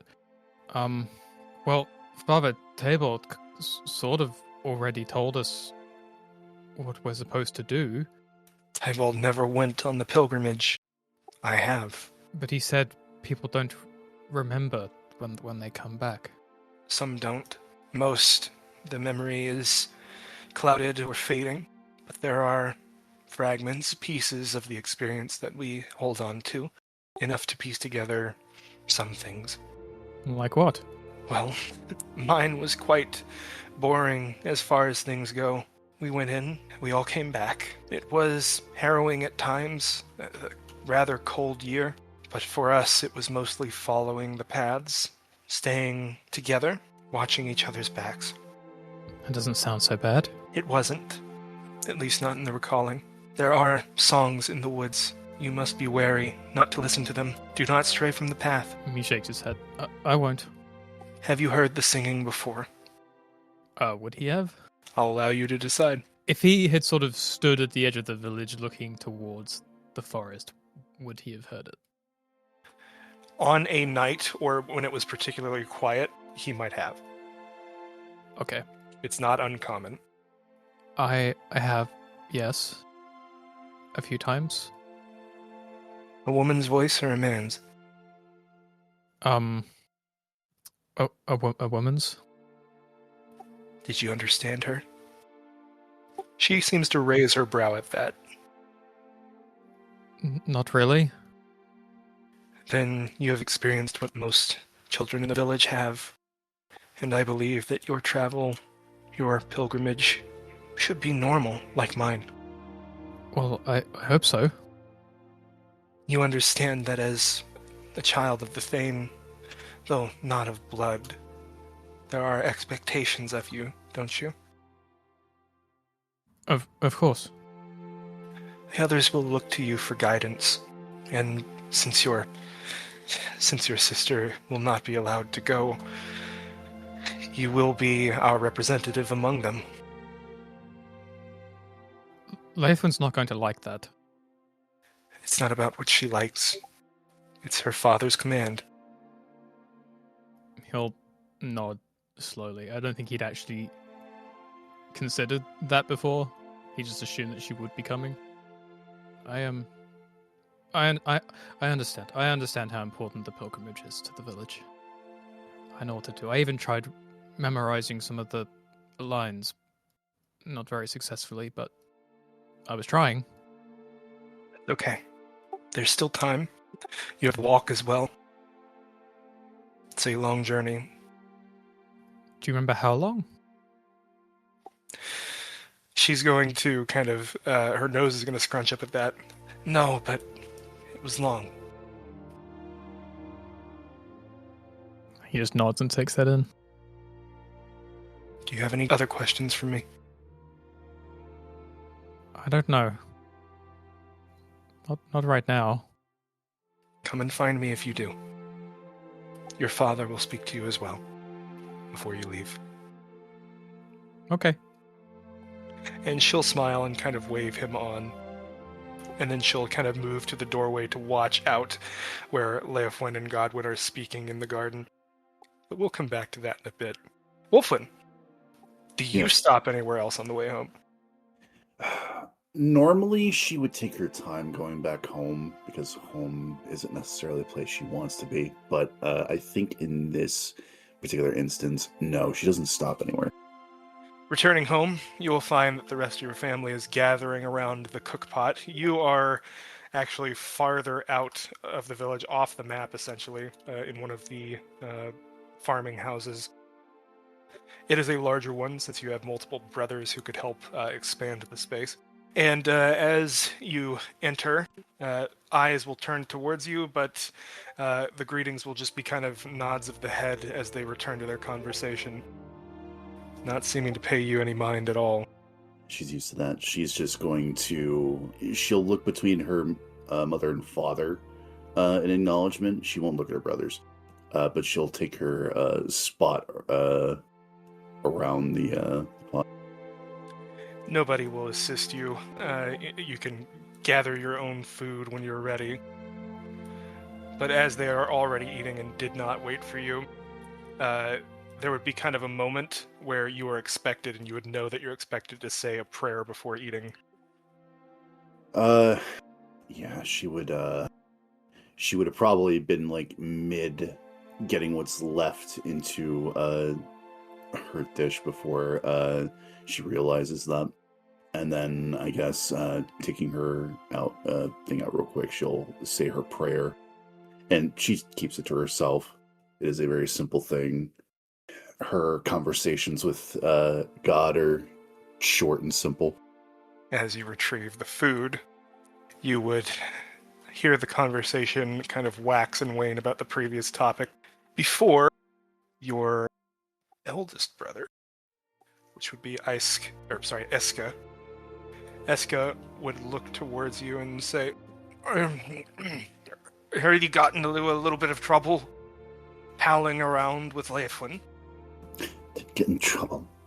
There were Norwegians who came to the village. Probably the prettiest woman they've ever seen. Not tough competition, though. She doesn't respond to that. She kind of just keeps her eyes locked into her bowl. There is a kind of murmur of laughter as they're all looking towards Wolfwin. And then they'll continue on a new course of conversation, beginning to ignore her once again. And unless she makes something of it, she will be pretty much neglected throughout the rest of the evening. Just another night. Leifwin, Godwin will kind of maneuver you over to one of the exterior benches, and he'll kind of bid for you to sit, waving towards it. I have considered your request. Which one, Father? I think you would know which one. I think she would have made it known that she wants to go on the pilgrimage. Tell me if I'm wrong. No, she would have, but she's wanting it. She's like dreading the actual answer and hoping that, He's going to lay his travel staff against the pillar as he sits down next to her. You can't go. Is this about the pilgrimage? He nods. Why not? It is dangerous. The world is dangerous. The world is dangerous, so I will not add to it by putting you in harm's way when it is not necessary. It technically might not be necessary, but practically it is. I mean, you know what they say about Thane's kids. Don't go on the pilgrimage. I mean, you volunteered to do it yourself, right? I did, and I expect Delwyn will as well when it's his time, and Godford as well. I know Beatild will, but I will say no to her also. I can handle myself. I have no doubt. Then why don't you let me go? Because I want to spare you. Has your mother ever spoken to you about her experiences? No. Well, she has a kinder view. Her year was peaceful, all considered. Everyone went out, everyone came back. My pilgrimage was not so fortunate. We lost about half of our group. 7 boys, 2 girls. The worst part being that I am the only one that remembers even a fragment of what really happened. You've heard that there are creatures out there. She nods. Stories are true. There is something out there that haunts the wood. A formless shadow to most in hindsight, but I remember the flash of teeth, the smell of blood. It is real, and though I could not describe it to you, as it has been robbed from my memory, I know that there is something there, and I will not risk you. Father, there's nothing to say that my pilgrimage will be as dangerous as yours. Like you said, Mother's was rather peaceful. Well, I'm quite lucky. Maybe this pilgrimage will be lucky as well. You know what it means to be a gambling man. I'm not relying on luck and chance alone. I'm not a fragile thing. He's going to reach out, lay a hand on your forearm, and give it a squeeze. Oh, I know you're not. I know. But this is my wish for you. You will not go into those woods, and I will not be convinced otherwise. I think she opened her mouth right before he said that, and then nothing comes out. She closes it.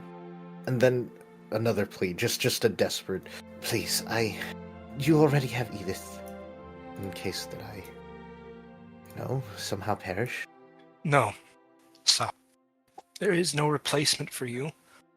This isn't a matter of legacy or expectations. I will not risk you. And he's going to give you, the smallest hint of a smile as he, again, you see the emotion in his eyes. This is something that you rarely see from your father. He usually is at all times maintained, but there is a softness blending into his gaze as he looks at you. I have perhaps indulged you too much, but there are expectations of this world, of our people, and you are no longer a child. You must rise to meet them. In your own time, of course. I want you to hold on to this youth for as long as you can, and if you go into those woods, it ends. I think another bit of protest kind of gathers in her throat. She opens her mouth, and she looks at her father and realizes he's dead set on it. This is as sincere as he can be. And without going into a stern mode, this is as serious as he's been. And I think that protest in her throat kind of dies out, and that open gaping mouth closes into a neutral expression, and then a smile. I guess I had to grow up sometime, yeah? We all do. And outside, externally, I think she puts up the face of someone who's accepted it, who's made up her mind. And she has. She has made up her mind. Was that it, Father? Yes. Your mother's put out a new dress for you for the festival tomorrow. You might want to put it on, make sure it fits. And that is not able to be repressed. I guess I will. Thank you. Go on. She pauses for a second and then gives her father a hug before heading off. He returns it, squeezing you as if he doesn't want to let go. And then he does as you pull away. The rest of the evening across all the households is the meal before eventually retiring for sleep. Is there anything that anyone does before going to sleep and waking up the next day, which would be the Harvest Festival? I do have a question. Do we leave the pilgrimage straight from the festival? You do not. You leave the next day, the next morning. Okay. There's actually a specific time. It is when the sun rises over the eastern hills.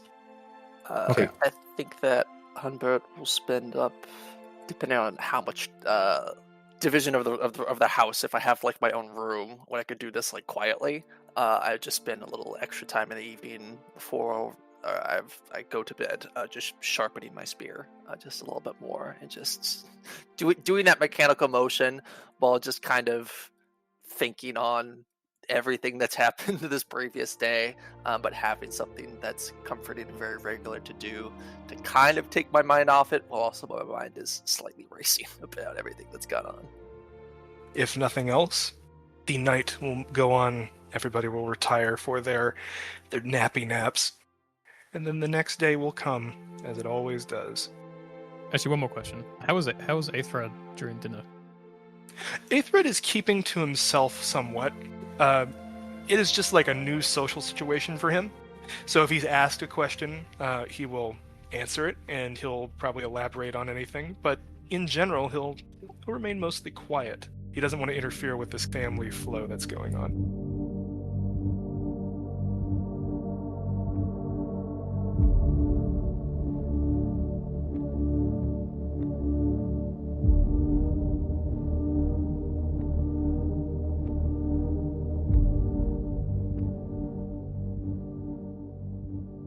As the next day comes, the sun rising over the eastern hills, the preparations for the festival go into full swing. Tents are erected, actually in the large open field where you'd had your your previous run-in with Bryfard and his group, as well as in the green itself, where the food is beginning to be piled up and cooked in front of everybody. This includes a number of cattle and hogs that have been slaughtered in what is a rare opportunity to eat fresh meat, as well as other poultry from around the town. Everyone is contributing what they have, and notably, nobody is out in the fields working anymore, as all the grain has been brought in. As the day goes on, everybody begins to transition from the preparation mode into the actual partying mode, putting on their best clothes, except in the case of those who are leaving on the pilgrimage, where you actually are expected to wear work clothes for now, as you're going to be more active. As the party begins, drinks begin to be handed out. Small beer, which is essentially like a very watered down ale. They don't want you drunk, but they do want you to have some alcohol in your system and to begin enjoying the day. For the Thane's household, you'll actually be given some wine. Again, it's watered down to kind of prolong how much can be drunk, but you'll be given some wine. Cool. And then the competitions begin, and this is where the children going on the pilgrimage are put front and center, presented to the town. Those being Bryfard, Einred, Bryfard Gita, my bad, and then you guys, except for Leofwin. In total, it is a smaller year, only 5 15-year-olds out of the entire village. I have a general question. During all the festivities and whatnot throughout the whole day, well, I guess it's a two-parter. A, I'm assuming that the Norsemen are still at the Ale House? If you actually come out and check early in the morning, a vast majority of them have departed. Okay. There are just a few left around, but they are noticeably there and noticeably not drinking that much. Okay.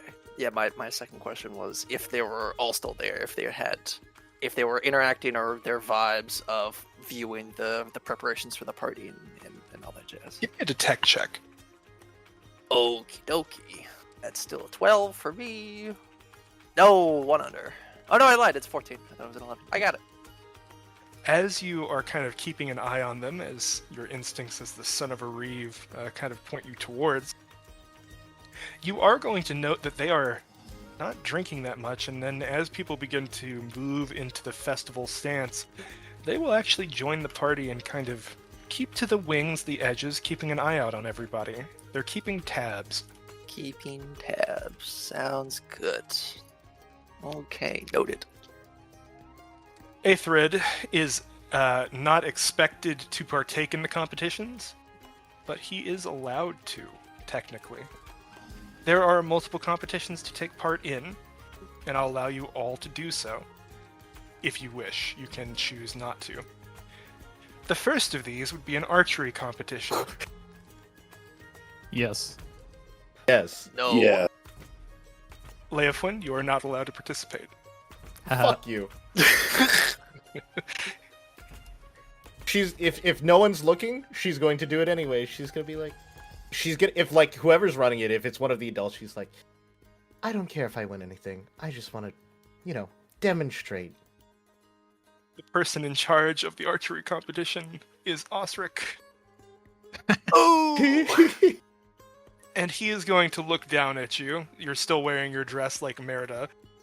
Yeah. And he's going to say, your father would not like it. He doesn't need to know. Persuasion. Or influence in this case. Influence? Fuck me. Where's my sheet? Presence roll, baby. I will give you favored because he likes to indulge you. Oh, hell yeah. Yeah, we got a fucking a household full of enablers out here. It's crazy. Oh, shit. Oh no. D6. That does not work. Unfortunate. He's going to shake his head. Your father specifically told me to keep you away. You have better things to do right now. Support your brother. He's going to nod towards Orped. Look towards Orped. Fine. Alright. Everybody, for the first round, give me a reflex check. Reflex, what do we got? 13. Oh, like a reflex save or? Yes, a save. Forgive Oh, me. cool. I got a 10, which is a Pass. failure. I failed. Okay, who won? Wolfwin? Yeah. Nice. Wolfwin, here's what you get. And you can describe what happens if you'd like as well. It wouldn't be anything flashy because she has been shown how to use a bow and arrow thanks to Leia Flynn. It's not her preferred choice of tool, but she's competent with it, and I think this would be more of a demonstration to prove to Leia Flynn that those lessons kind of held. So each shot that she makes, she's just the first person she looks to is her for approval. I think she's in the middle of trying to help Orpid. No, not like that. Nope. You not distracted like that. me. And then she Stop it. sees Wolfwin loose an arrow, and she'll go, like that. We have a winner. And Osric's going to step forward. And he is going to look down at Wolfwin, and with one hand, he is going to like clasp her shoulder and kind of lean in. I knew you could do it, girl. And he's going to hand over the bow that he had in hand. Oh, She kind of looks down and like looks up at it, like for real, and then she just kind of smiles and nods. Thank you. Could have been yours if you hadn't bumped me. Listen, we'll work on it. The next competition is wrestling, oh yeah. and this one is a brawl check. Who Can I will take argue, part? if I have Brawl trained, can I get favored? Smile? It would actually be a hindered brawl check by default because Bryfart is participating, Oh, motherfucker. so it would make it a neutral check Neutral check, understandable. for you. The other ones it would be hindered. I'm gonna burn a luck point to give myself favored. Smile. Oh, so I'm hindered as well. Everybody is hindered against Bryfart. He Oof. is better than you. Looks at Orpid. All right, this one's all you. You've got the technique. I'm sure you can handle yourself. Fuck! No, not here, sister. I don't know. I don't know if I don't think I can use multiple luck points on a single roll. You can Two. roll if you like. Okay, 12, I I'll think. burn another one because I don't like this guy. Who else? Sorry. When did you Orbit roll? failed. Orpid failed. All right. Neutral There you roll. On Holy shit! Holy at a shit! 23. Suck my Nice. dick. So, what I'm going to imagine happens here with the reroll is you're on the back foot, and then you pull out a stunning reversal. So, if you want to describe what that looks like. Yeah, I think it's during the archery competition. Humbert had kind of gone out just to go out for it. When he didn't quite make it, he kind of just gave a shrug and just kind of like an oh well kind of attitude to it. And then when it actually comes to brawling, his demeanor changes and he gets not amped up, visibly excited, but there is a bit of a hunger behind his eyes as he steps into the ring. What I imagine fighting against Bryford is that he almost gets me into a really solid pin, and then as he's about to fully complete it, and when it gets to the point where it'd be inescapable to get out, pulling out a crazy reversal where instead of brute strength, probably using a little bit of dexterity to kind of catch him out with his feet, tumble him prone, and then being able to quickly jump on him and get him into some sort of a head blocker, an armbar, or something that will get him fully donezo. As he taps, trying to break free, you hear the cheers of the crowd, and you find yourself the victor. I'll probably give him a hand to hoist him up and just give him a nod and go, yeah, good fight. Osric will step forward, and you see that he is carrying a round shield, which he is going to hand over toward you. And it is taken essentially from the Thane's household. It's one of his shields. So you have a round shield now. Give him a nod of thanks and go, thank you. I'll put this to good use. And I'll give him a smile. The last competition among the people, and this is approaching near to 2, 3 in the afternoon now, is the drinking competition. Oh yeah, let's do that. This will be 3 endurance saves, and you must pass all of them Oh, I could to be probably do that. victor. Am I not allowed to participate in this one either? Sorry, not all of them. One of them. Oh. Go ahead. You can participate in this one. I failed. I got a All 2. right, yeah, we're doing. Okay, 19. We're spending a luck. 5. I'm dead. I'm dead. I got a 3 first roll, so I'm done. I should not have spent a luck. Nobody. I got did not- 19 the It's first feeling one, those. but then 5 the second one. Okay, so Cool. who made it to the second round? I failed. Me? Straight up. I think technically the only person who made it second round would be Leofwin. Is it just Chris? Yeah. All right, cool. You're getting it. Fun. Guess what you get? What am I, what am I The getting? bow. Oh, hey! Money! Throwing the money's so great. 10 silver Also, pieces. just pelting you with silver pieces. Is this from the lockbox? No, this is from my own stores. Oh. She looks over to Orpid.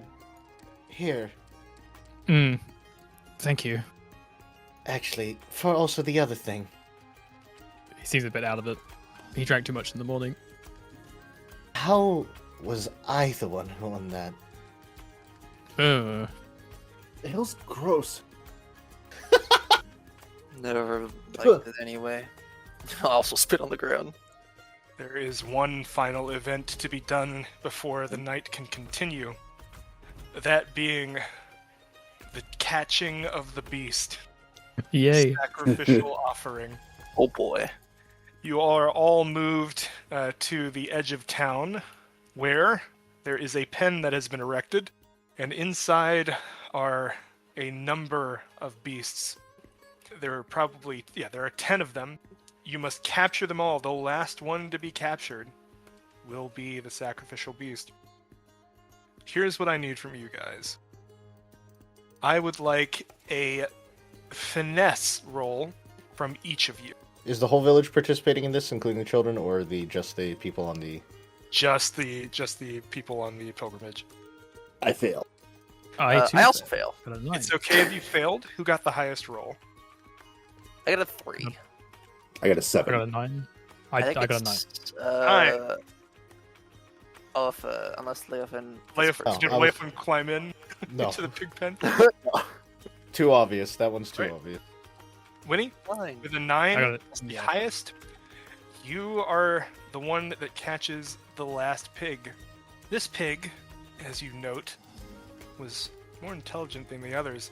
As soon as the chase was on, all of the other pigs started running around, trying to just evade capture, but were quickly, or rather, with these rolls, not so quickly, picked up by the other pilgrimage practitioners. The last one, which you note, is smarter than that. It's a she-pig, and she would stay behind the others, kind of moving at the edge, not running, not making a scene, just kind of keeping a smart distance. And as the last one, she would kind of back herself into the corner, and then just as she looks about to charge and try and knock you out of the way, you would pin her. I want you all to say hello to Tata the God. she-pig. Let's go, Let's go. pig! I got it! I got Go it! to pig!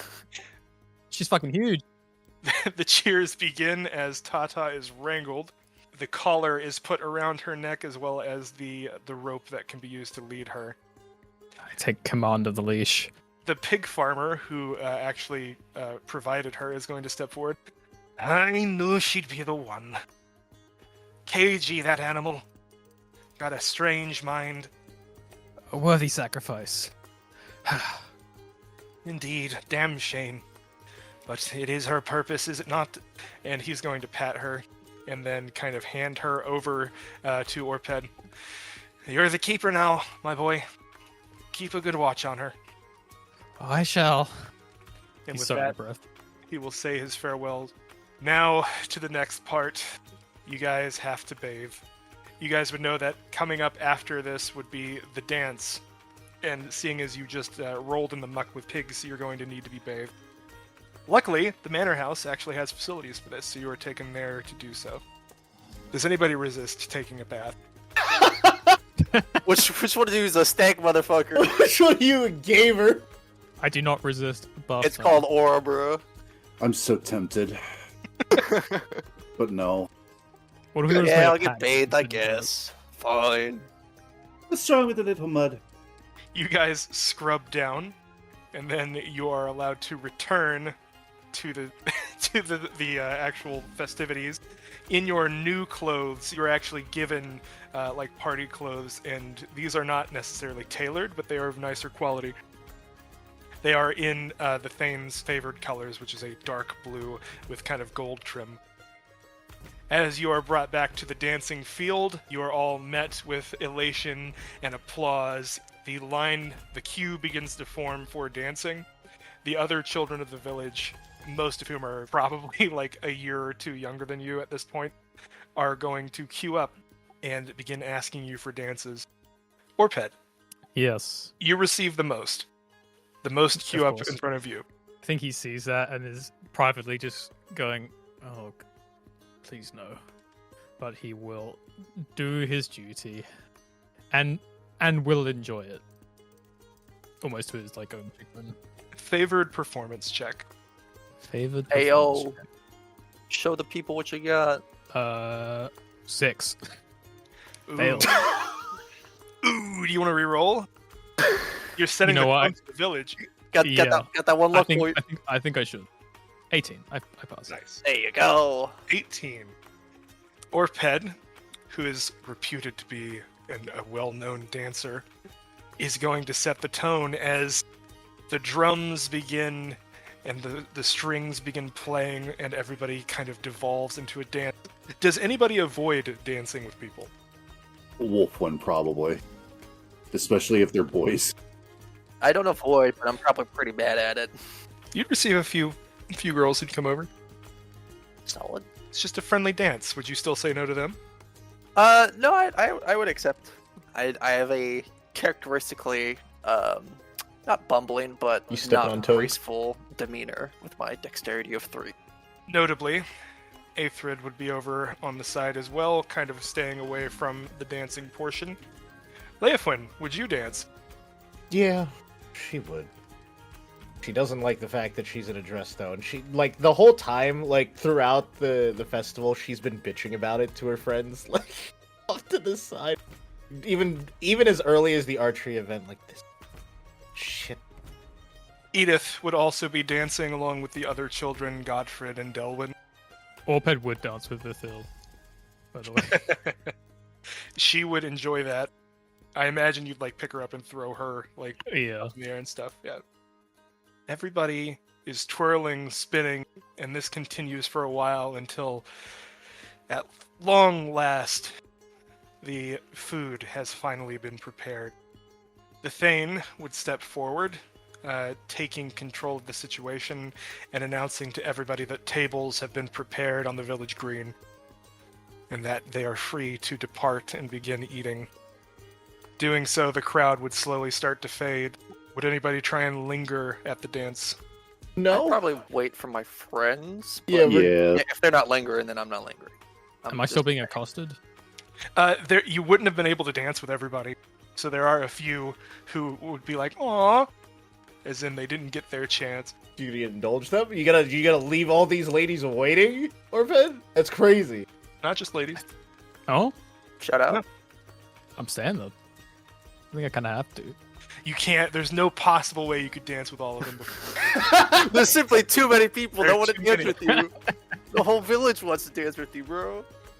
Okay, no, I think I do have to politely turn them down and say, I must retire to the feast. My apologies.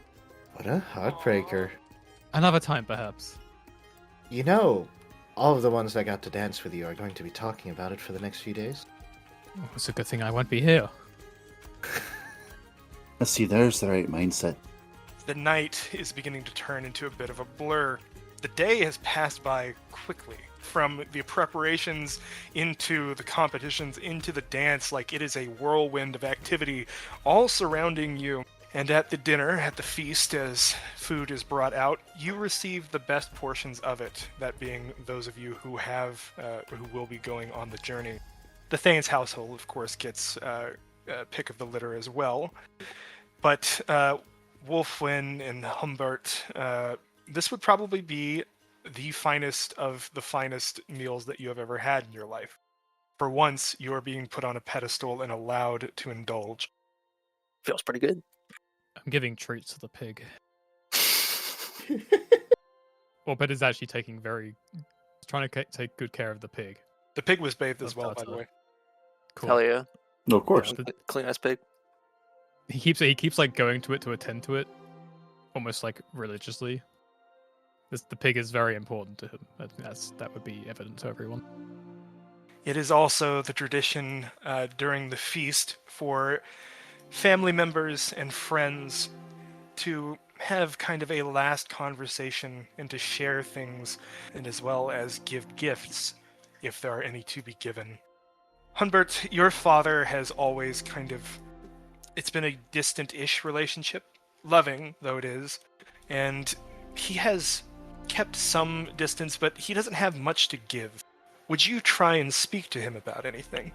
I think it's a kind of building up the courage to do so, and it's seeing my father across the green and kind of not almost takes a step towards it and then kind of steps back and then kind of shifts his weight and then goes to step and then doesn't.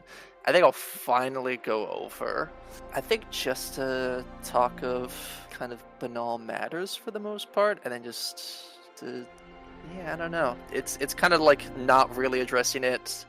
In his mind, he's more focused on the pilgrimage than the lack of gifts, because he already got a shield, so he's like, I'm set. But it's more so just to see if he has any final words before the pilgrimage. I think that's what he's more interested in. He would speak to you in a kind of frank way that he probably hasn't in the past, and it's clear that though he does not remember much about his own pilgrimage, that he is worried for you and also proud of you.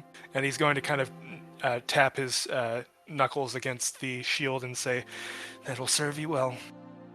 Just kind of give a nod at that and goes, I hope I can serve it well, and my friends too. And just give a small smile. I'm sure you will. You're a good boy, and you've been brought up well.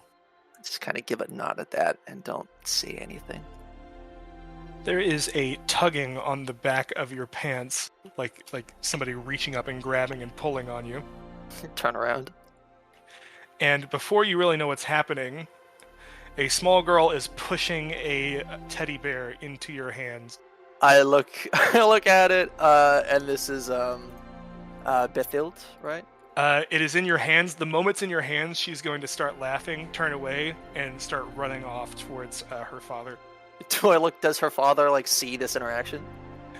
He probably would have noted it, Okay. and he's just going to shake his head and smile.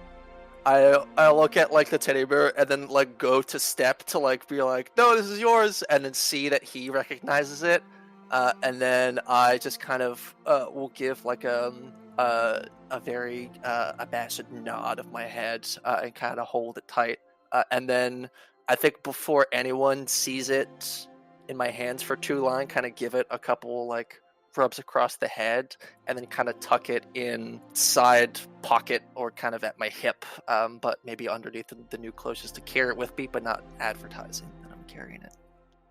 Please note the protection 1 quality on the bear. Nods. Wolflin, Yeah. I imagine you're keeping closer to your friends than your family throughout this.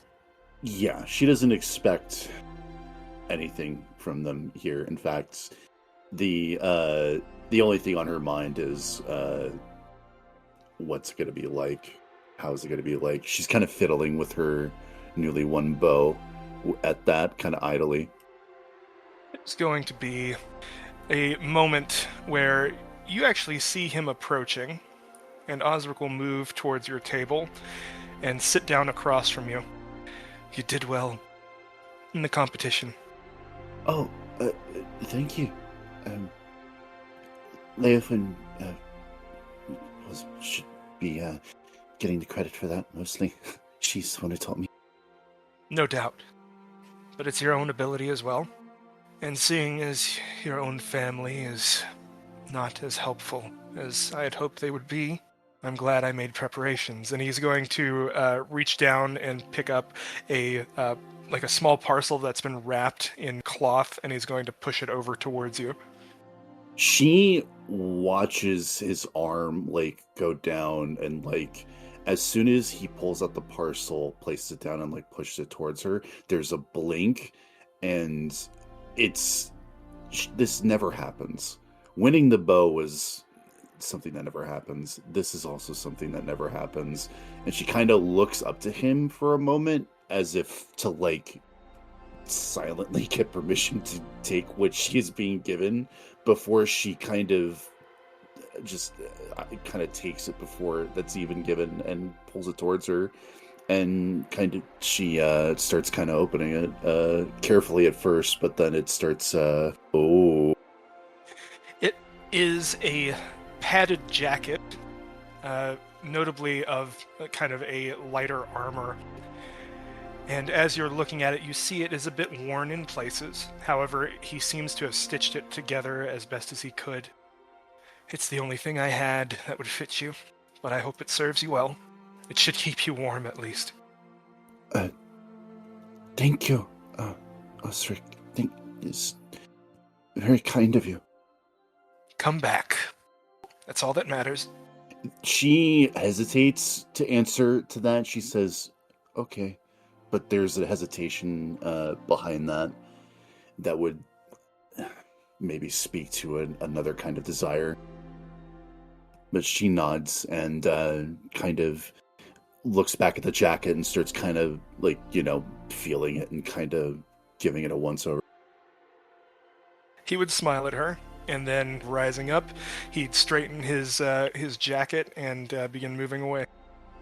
Leofwin, your mother would approach you and sit down beside you, probably hand over a glass of wine if Leofwin didn't already have one. So your father spoke to you? He did. And how are you? I had to grow up sometime. I suppose this is the first step. Giving up some of what you want for the greater good? Yes. There's a smile, but there's an emptiness to it behind it. Your time, your pilgrimage was rather uneventful from your memory, no? From my memory, yes. Do you consider that a blessing, or...? Of course I do. She kind of just nods along. I hope the others have a similarly uneventful time back before we even knew it. You're worried about them. I've heard of what Father remembered. 9 people dead. There's not even that many in this entire pilgrimage. A bad year. Have you prayed for them? I have. And it's not a bad year yet. It isn't. I'm sure they'll be fine. If you need to speak to me, just come find me. I know how you are. Of course, I know. Bathilde, put that down, and she's going to rise up from her seat and start moving off that direction. What's in your hand? She has picked up a chair and is like raising it towards Leopard. Holy shit. What have you got? A chair! No! No! I'm sorry, I need to... And she No, starts it's- going that direction. She feels almost a relief when she leaves. Because she didn't know how much she was going to end up lying. Someone fills the seat next to Leofwin as her mother leaves, that being Aethred, who pretty much to this point has been kind of awkwardly around, but has not approached, and he is going to sit down. Do you mind if I sit here? No, absolutely not. Thank you, cousin. No problem, cousin. And there'll be a little bit of like an awkward beat between them before she'll ask, If I can be honest, I imagine your time here hasn't been the most pleasant, but as far as festivals go, how are you enjoying this one? It's lively. I expected... Well, I don't know what I expected, actually. Not your scene. Affairs where I am from are more formal. There's a distance between us and the commons. Ah, she realizes what he's talking about, even if he's like struggling to put the words. Well, it is lively, that's for sure. I almost feel bad for you if you've never had something like this. Considering we do this every year. And some of the other festivals aren't exactly as raucous. We do have our fun. Yes. The pilgrimage. Will you be going as well? I've been told I am not to. She keeps it very diplomatic. Oh. Can they stop you? This seems religious, almost. It's... The Thane can have the right to withhold people. In fact, in many cases, the Thane's daughters never end up going on the pilgrimage. I'm not the first. Oh. Now, am I happy with it? No. In fact, I feel like I'm missing out. How does one... Is there a ritual you have to do, or can you just go? As far as I understand it, there's no complicated ritual. All it entails is to stand before the village and say, I am called. Right. You can't take it back if you do it. And you have heard it's dangerous. I hear things are dangerous from where you're from, and you've been trying to get away from that. Dangerous for me, maybe. Still, it's, intriguing. I've overheard, more like, that there are creatures. Something in the woods. There's a bit of a guilty look on his face as he says that. That's what I've been told too. You've heard everything. Right. And he's going to kind of reach up and scratch his head. I don't know if you're expected to do it. I can't imagine you would be. Don't feel pressured into it. No. You're probably the same age as we are. What if I wanted to? She pauses. Then I'd be a hypocrite. So, if you wanted to... I mean, it's as simple as I said. You could do it even here. It feels strange to be the first. I'll consider it. She nods, and I think there is despite their bad introduction, their first impressions, there's a little bit of respect given to him for that. There would be a companionable silence as he returns to eating.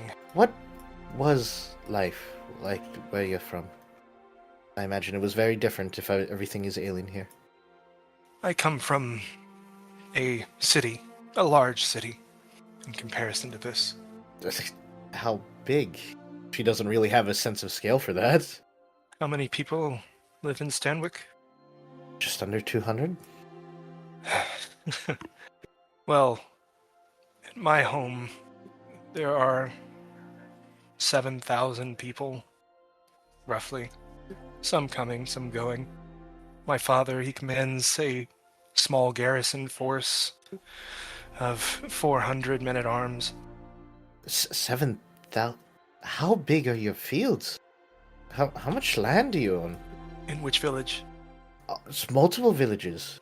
Yes, many larger than this place. Don't tell anybody, though. Of course.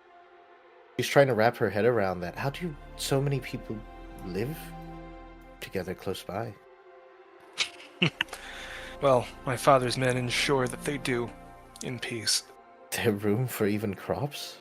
Yes, it's not all so tightly packed. It's many estates spread over a larger area. I'm sure the new Earl is dealing with a similar conundrum. And I imagine you have access to finer wares than we have. Gestures to his garb. And his equipment. Yes, I didn't have time to procure my Frankish styles, but these suit. Do you regret what you said? Not at all, because it was the truth. There is another begrudging level of respect given at that. Well, then I only apologize that Your life has seemed to have been temporarily downgraded. Well, I am sure God has a plan. As my And I think back to companionable silence. thank you for accepting me. You know, you didn't set a very good first impression, if I'm going to be honest. I apologize for that. It is my manner. I suppose I'm becoming accustomed to this. Rural life. Apology accepted. It is a nice dress, for what it's worth. Older style, of course, but still nice. Don't think it suits you, though. What gives you that impression? He's going to turn a bit red and turn away. Nothing. Sorry. She'll just give him the, what was that about? She'll go back to eating. Or pet. Mhm. As you are feeding the pig, ta-ta, somebody will sit down beside you and wrap an arm around you and pull you in close. Well done. You would recognize it as Siflid's voice. Thank you. She'd reach down and pet the snout of the pig.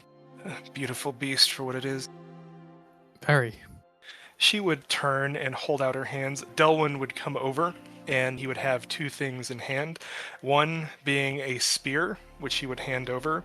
The other being a sword in a scabbard. And she would turn towards Orped and hand them both over to him. These are your father's. We wanted you to have them. He would have been like on his knees feeding the pig and like attending to it, so he would sort of stand up at this, and after a moment's hesitation, I think would take them with a firm grip. She would actually take the sword, like she would hand the spear over, but she'd take the sword, and Orped would already be wearing a belt, and she would say, "Here, let me," and she'd cinch it on to the belt for him. That done, she would step back. There you go, and she'd her hand would kind of rise and wipe at her eyes a little bit. It's a hard thing, knowing that these days would come. I'll be back. Don't worry. She would nod. Grabbing the spear, she would pull it tight, like making sure that it's firmly planted in the ground, and she'd say, If you lose them, that's okay. You must return." He'll nod. I think now he's trying to sort of blink away tears. He's trying to compose himself a bit. And to note, there has always been a distance between you and your adopted mother. Yeah. She has not necessarily neglected you at times, but not given you the same amount of attention that she has given her blood-related children. But now, as you're looking on at this display, you see that even though that distance has been there, she still cares deeply for you. And with a final smile, she's going to lean in and hug Orped before breaking away and saying, "See that you do." And she'll step back and move back to the rest of the party as Delwyn steps forward and slogs you hard in the shoulder. Ow! What she said. Punch him back. Ow! He punches you back. I punch him back. Ow! And he punches you back. And then he more rapidly, I assume you guys just start trading punches back and forth. Yeah. Eventually he taps. Yeah, expected. "I'll get you next time." I'm sure you will. And he's going to step away. I think he'll sort of collapse back into the chair that was behind him and stare at the pig for a few minutes. I think gripping the spear almost like too hard, so it starts like imprinting on his hand. Before he sort of comes back to his senses and decides, I need another drink of wine. As the feast begins to die down, does anyone do or speak with anyone else? I think Orped would try and find you an opportune moment to where he could pull you aside and no one would really notice, or it wouldn't seem out of the ordinary. And he would just launch into it immediately and just whisper, "We'll wait for you at the edge of the forest until nightfall." What are you on about? Uh-huh. He looks at you sort of almost doubtfully, as if you really playing coy right now. You're leaving in the morning, are you not? I'll say my goodbyes then. Okay, and like I said, we'll be waiting at the edge of the forest until nightfall. She kind of sees that she's not fooling him. I still have to say the vow. It's part of the whole thing. Sure, just whisper it. No, that's not how this works. As long as you say it, the right person will hear it. That's all that matters. She thinks on that, but The rest is just performance. They at least deserve to know that I didn't just disappear. They at least need to know that where I went. Do you think they won't figure that out? I'd rather give them the certainty. Or leave them a letter or something. They'll understand. I mean, they'll be furious. But, well, it's not like they're going to follow, are they? she thinks on that. When you leave in the morning, I'll be there. You don't need to wait for me by the forest. And if I manage to fuck it up, then we go to that contingency. Okay, well, I'd recommend doing it quietly. If you can. They can't stop me if I say it. There's no taking it back. That's true, but you'll create a bit of a scene. Father will... Don't do that to him. Would it be better if I just disappeared without a word? Is it better for him? Like I said, just leave a note. I think he'll understand. Mother, maybe too. I just don't think you need to make a grand scene of it in front of everybody. But do as you wish. Like you said, if you say it, they can't stop you. You see in her face that she agrees with you, that she's going to do it quietly. The end of the feast is near, and this is the moment at which it is expected that the individual pilgrims come forward and say their vows. Would anybody come forward first? There is a bit of honor to be given out for those that do come first. I think Orbed would. Yeah. As the Thane's son. If you guys want to fight for who does it first, feel free. Like, you're not going to fight, but you're going to be the fastest. Do we bump into each other? You definitely bump into Wolfwin, but Wolfwin would look up at you, and she knows. She knows how things work around here. I think if that actually happens, I think Orbed would take a step back and gesture for you to go first. She kind of pauses for a moment, but then, seeing that you're acquiescing, she'll step forward. The village turns as you step forward in front of everybody. All eyes are now on Wolfwin. She's not looking at them. She's kind of looking to the sky a little bit. And she kind of lingers on that before saying, "Now I am called." There is applause from around the village as shouts of encouragement, notably even from your family, though they are drowned out by the rest. Who would go next?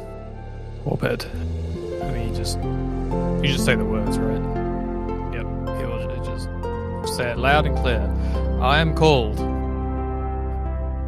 Again, cheers from the crowd. A little bit of swooning. And then everybody would move on to the next. Eyes now searching across the others who are expected to go. Eyes that fall onto Hunbert, onto Bryfard. Bryfard would then stand. I am called. And then he would sit back down and continue eating. Hunbert would then stand after, and it has loud of a voice he can, which is not typically quite loud. Just say, I am called. Again, the cheering. Gaeta would stand up. I am called, I guess. And then turn towards the crowd and kind of smile.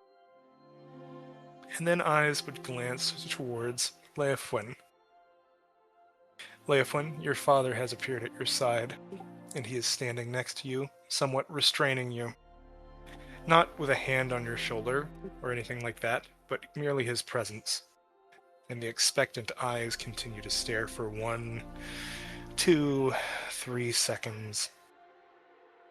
And then as they begin to shift away, Aethrid would stand up and say, "I am called." Oh shit! At which point, Yo, that's crazy. Godwin would turn, move a step towards him, and kind of hover over him, but he can't really do anything about it. And there is a moment of opening.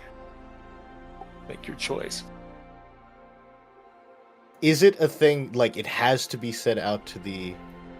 Traditionally, yes. It Traditionally needs to be village. said to the village. Okay. But maybe spiritually, you don't have to.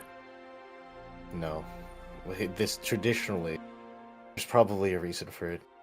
Leifwin, as soon as the whiplash of Aethrid's announcement goes, she's going to stand, using that distraction since Godwine is looking away, will stand up and say, "I am called." The village goes completely silent at that, and Godwin's eyes are going to turn towards her very slowly, a look of horror on his face, as it is now set in stone. Later that night, after everybody has dispersed from the festival, Godwin will find Leofwin, who has been restricted to her room for the night, and he will enter. She will be looking down at the ground. She doesn't even look up at him. You went against my wishes. If I can be honest, Father, I plan to do it either way. He nods, and he is going to take one more step into the room. It would not suit for you to go unprepared, and he is going to turn his hands out from behind his back. They have been behind him up until this point, and he is going to show a padded jacket, notably kind of the Under Armour lair for most of the other troops under his command. I made it for Delwyn, so it may not fit perfectly, but it will protect you. She takes it and says, "I have no doubt. I intend to bring it back so Delwyn may use it. You must. I will." He'll step forward, lay a hand on her shoulder, and the other one he'll, brush her hair. I am proud of you.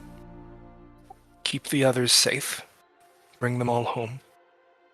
I will. Like I said, I had to grow up sometime. And I suppose that time has come. Get your rest. You'll need it. If he's pulling away, I think Leifwin would pull him in for one big ol' hug. And he would return it, squeezing her tightly, not wanting to let go, but eventually he would. Is Mom willing to talk? She's just outside. And he would nod and move forward toward the doorway, where he would nod to Sifled, who would enter the room as he left. Before he leaves, she also says, I realize we're screwed when Bithold's year comes around. Don't remind me, please. She chuckles, but there's something behind her eyes that is just barely being kept back as her mom enters. She would close the distance and immediately pull her in for a hug before pulling back away and then kind of smacking her on the top of the head. Oh. You disobedient little... And then she'd relent and then kind of brush her hair. Sorry, dear. Well, no, you're right. I am a disobedient little. I am sorry. I'll forgive you eventually. We should have known that this would happen. And I'll be back. I already made my promise.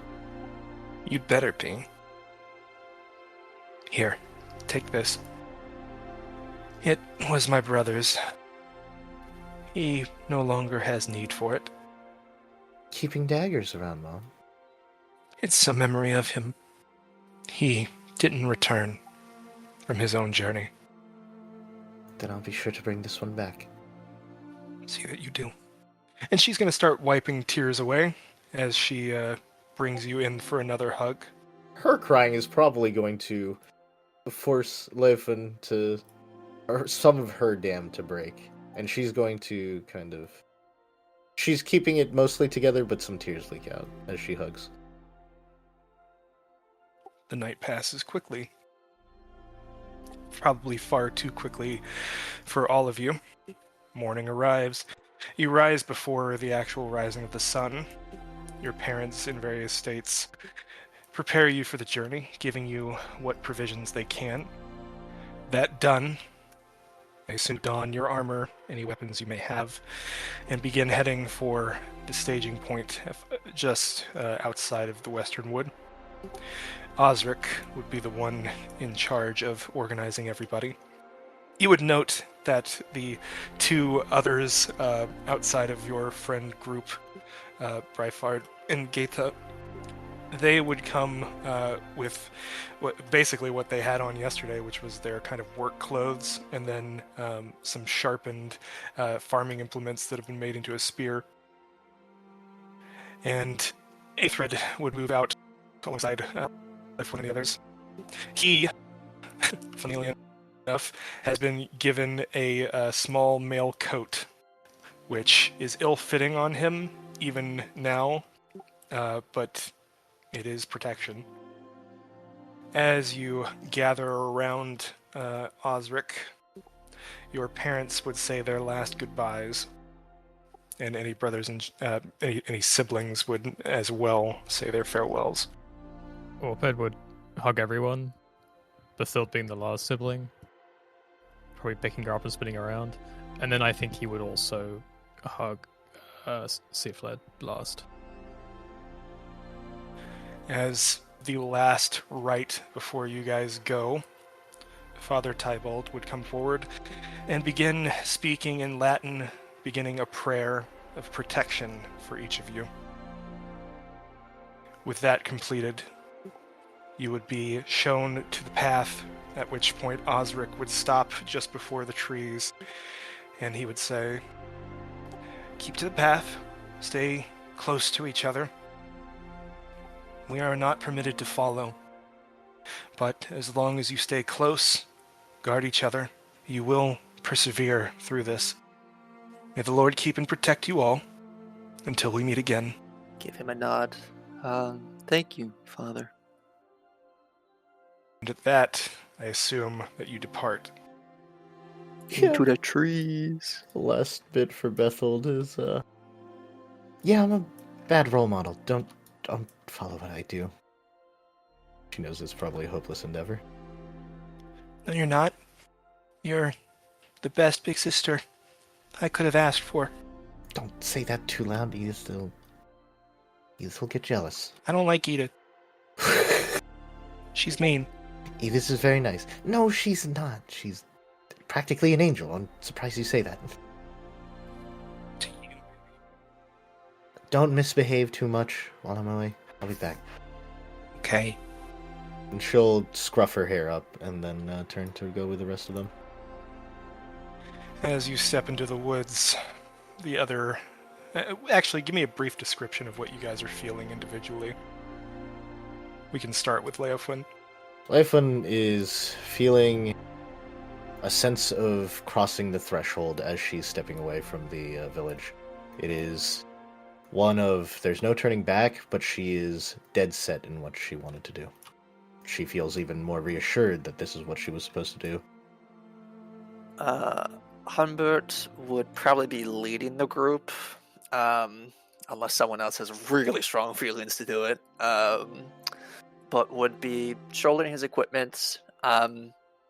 He's probably still has little Humbert tucked into some of his side clothes, probably around his sort of belt.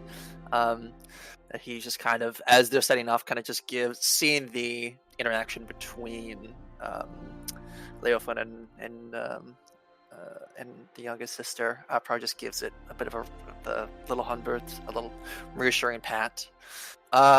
Shouldering the equipment, even as they're stepping in, does have some trepidation about how they're going to follow the path, and then kind of just goes into the professional mode of eyes up, scanning, making sure the path's clear, listening out, looking for danger. I think Orped is anxious, but I think as in the past few days, as the pilgrimage has become proximate, it's gained a singular importance in his mind on a level of spirituality that I don't think he expected, and he is very determined to do this right and proper. So he is leading the pig. The pig is the most important thing right now. Kind of taking up second man behind Humbert, Wolfwin is in a state of wonder as they're kind of starting down this path. She's taking everything in, and her mind is racing on what she might see, what things she could see. And she thinks back to all the things that her mother used to tell her before she grew distant. All the tales of elves and fairies and ladies and bodies of water and creatures of all sorts. And she kind of glances over to the group that she's with, kind of making sure that they're still in tow, and looks back over Humbert's shoulder, and then kind of looks up at the morning sky and offers a short prayer of well-being to all of them. And a prayer that she'll find something out there.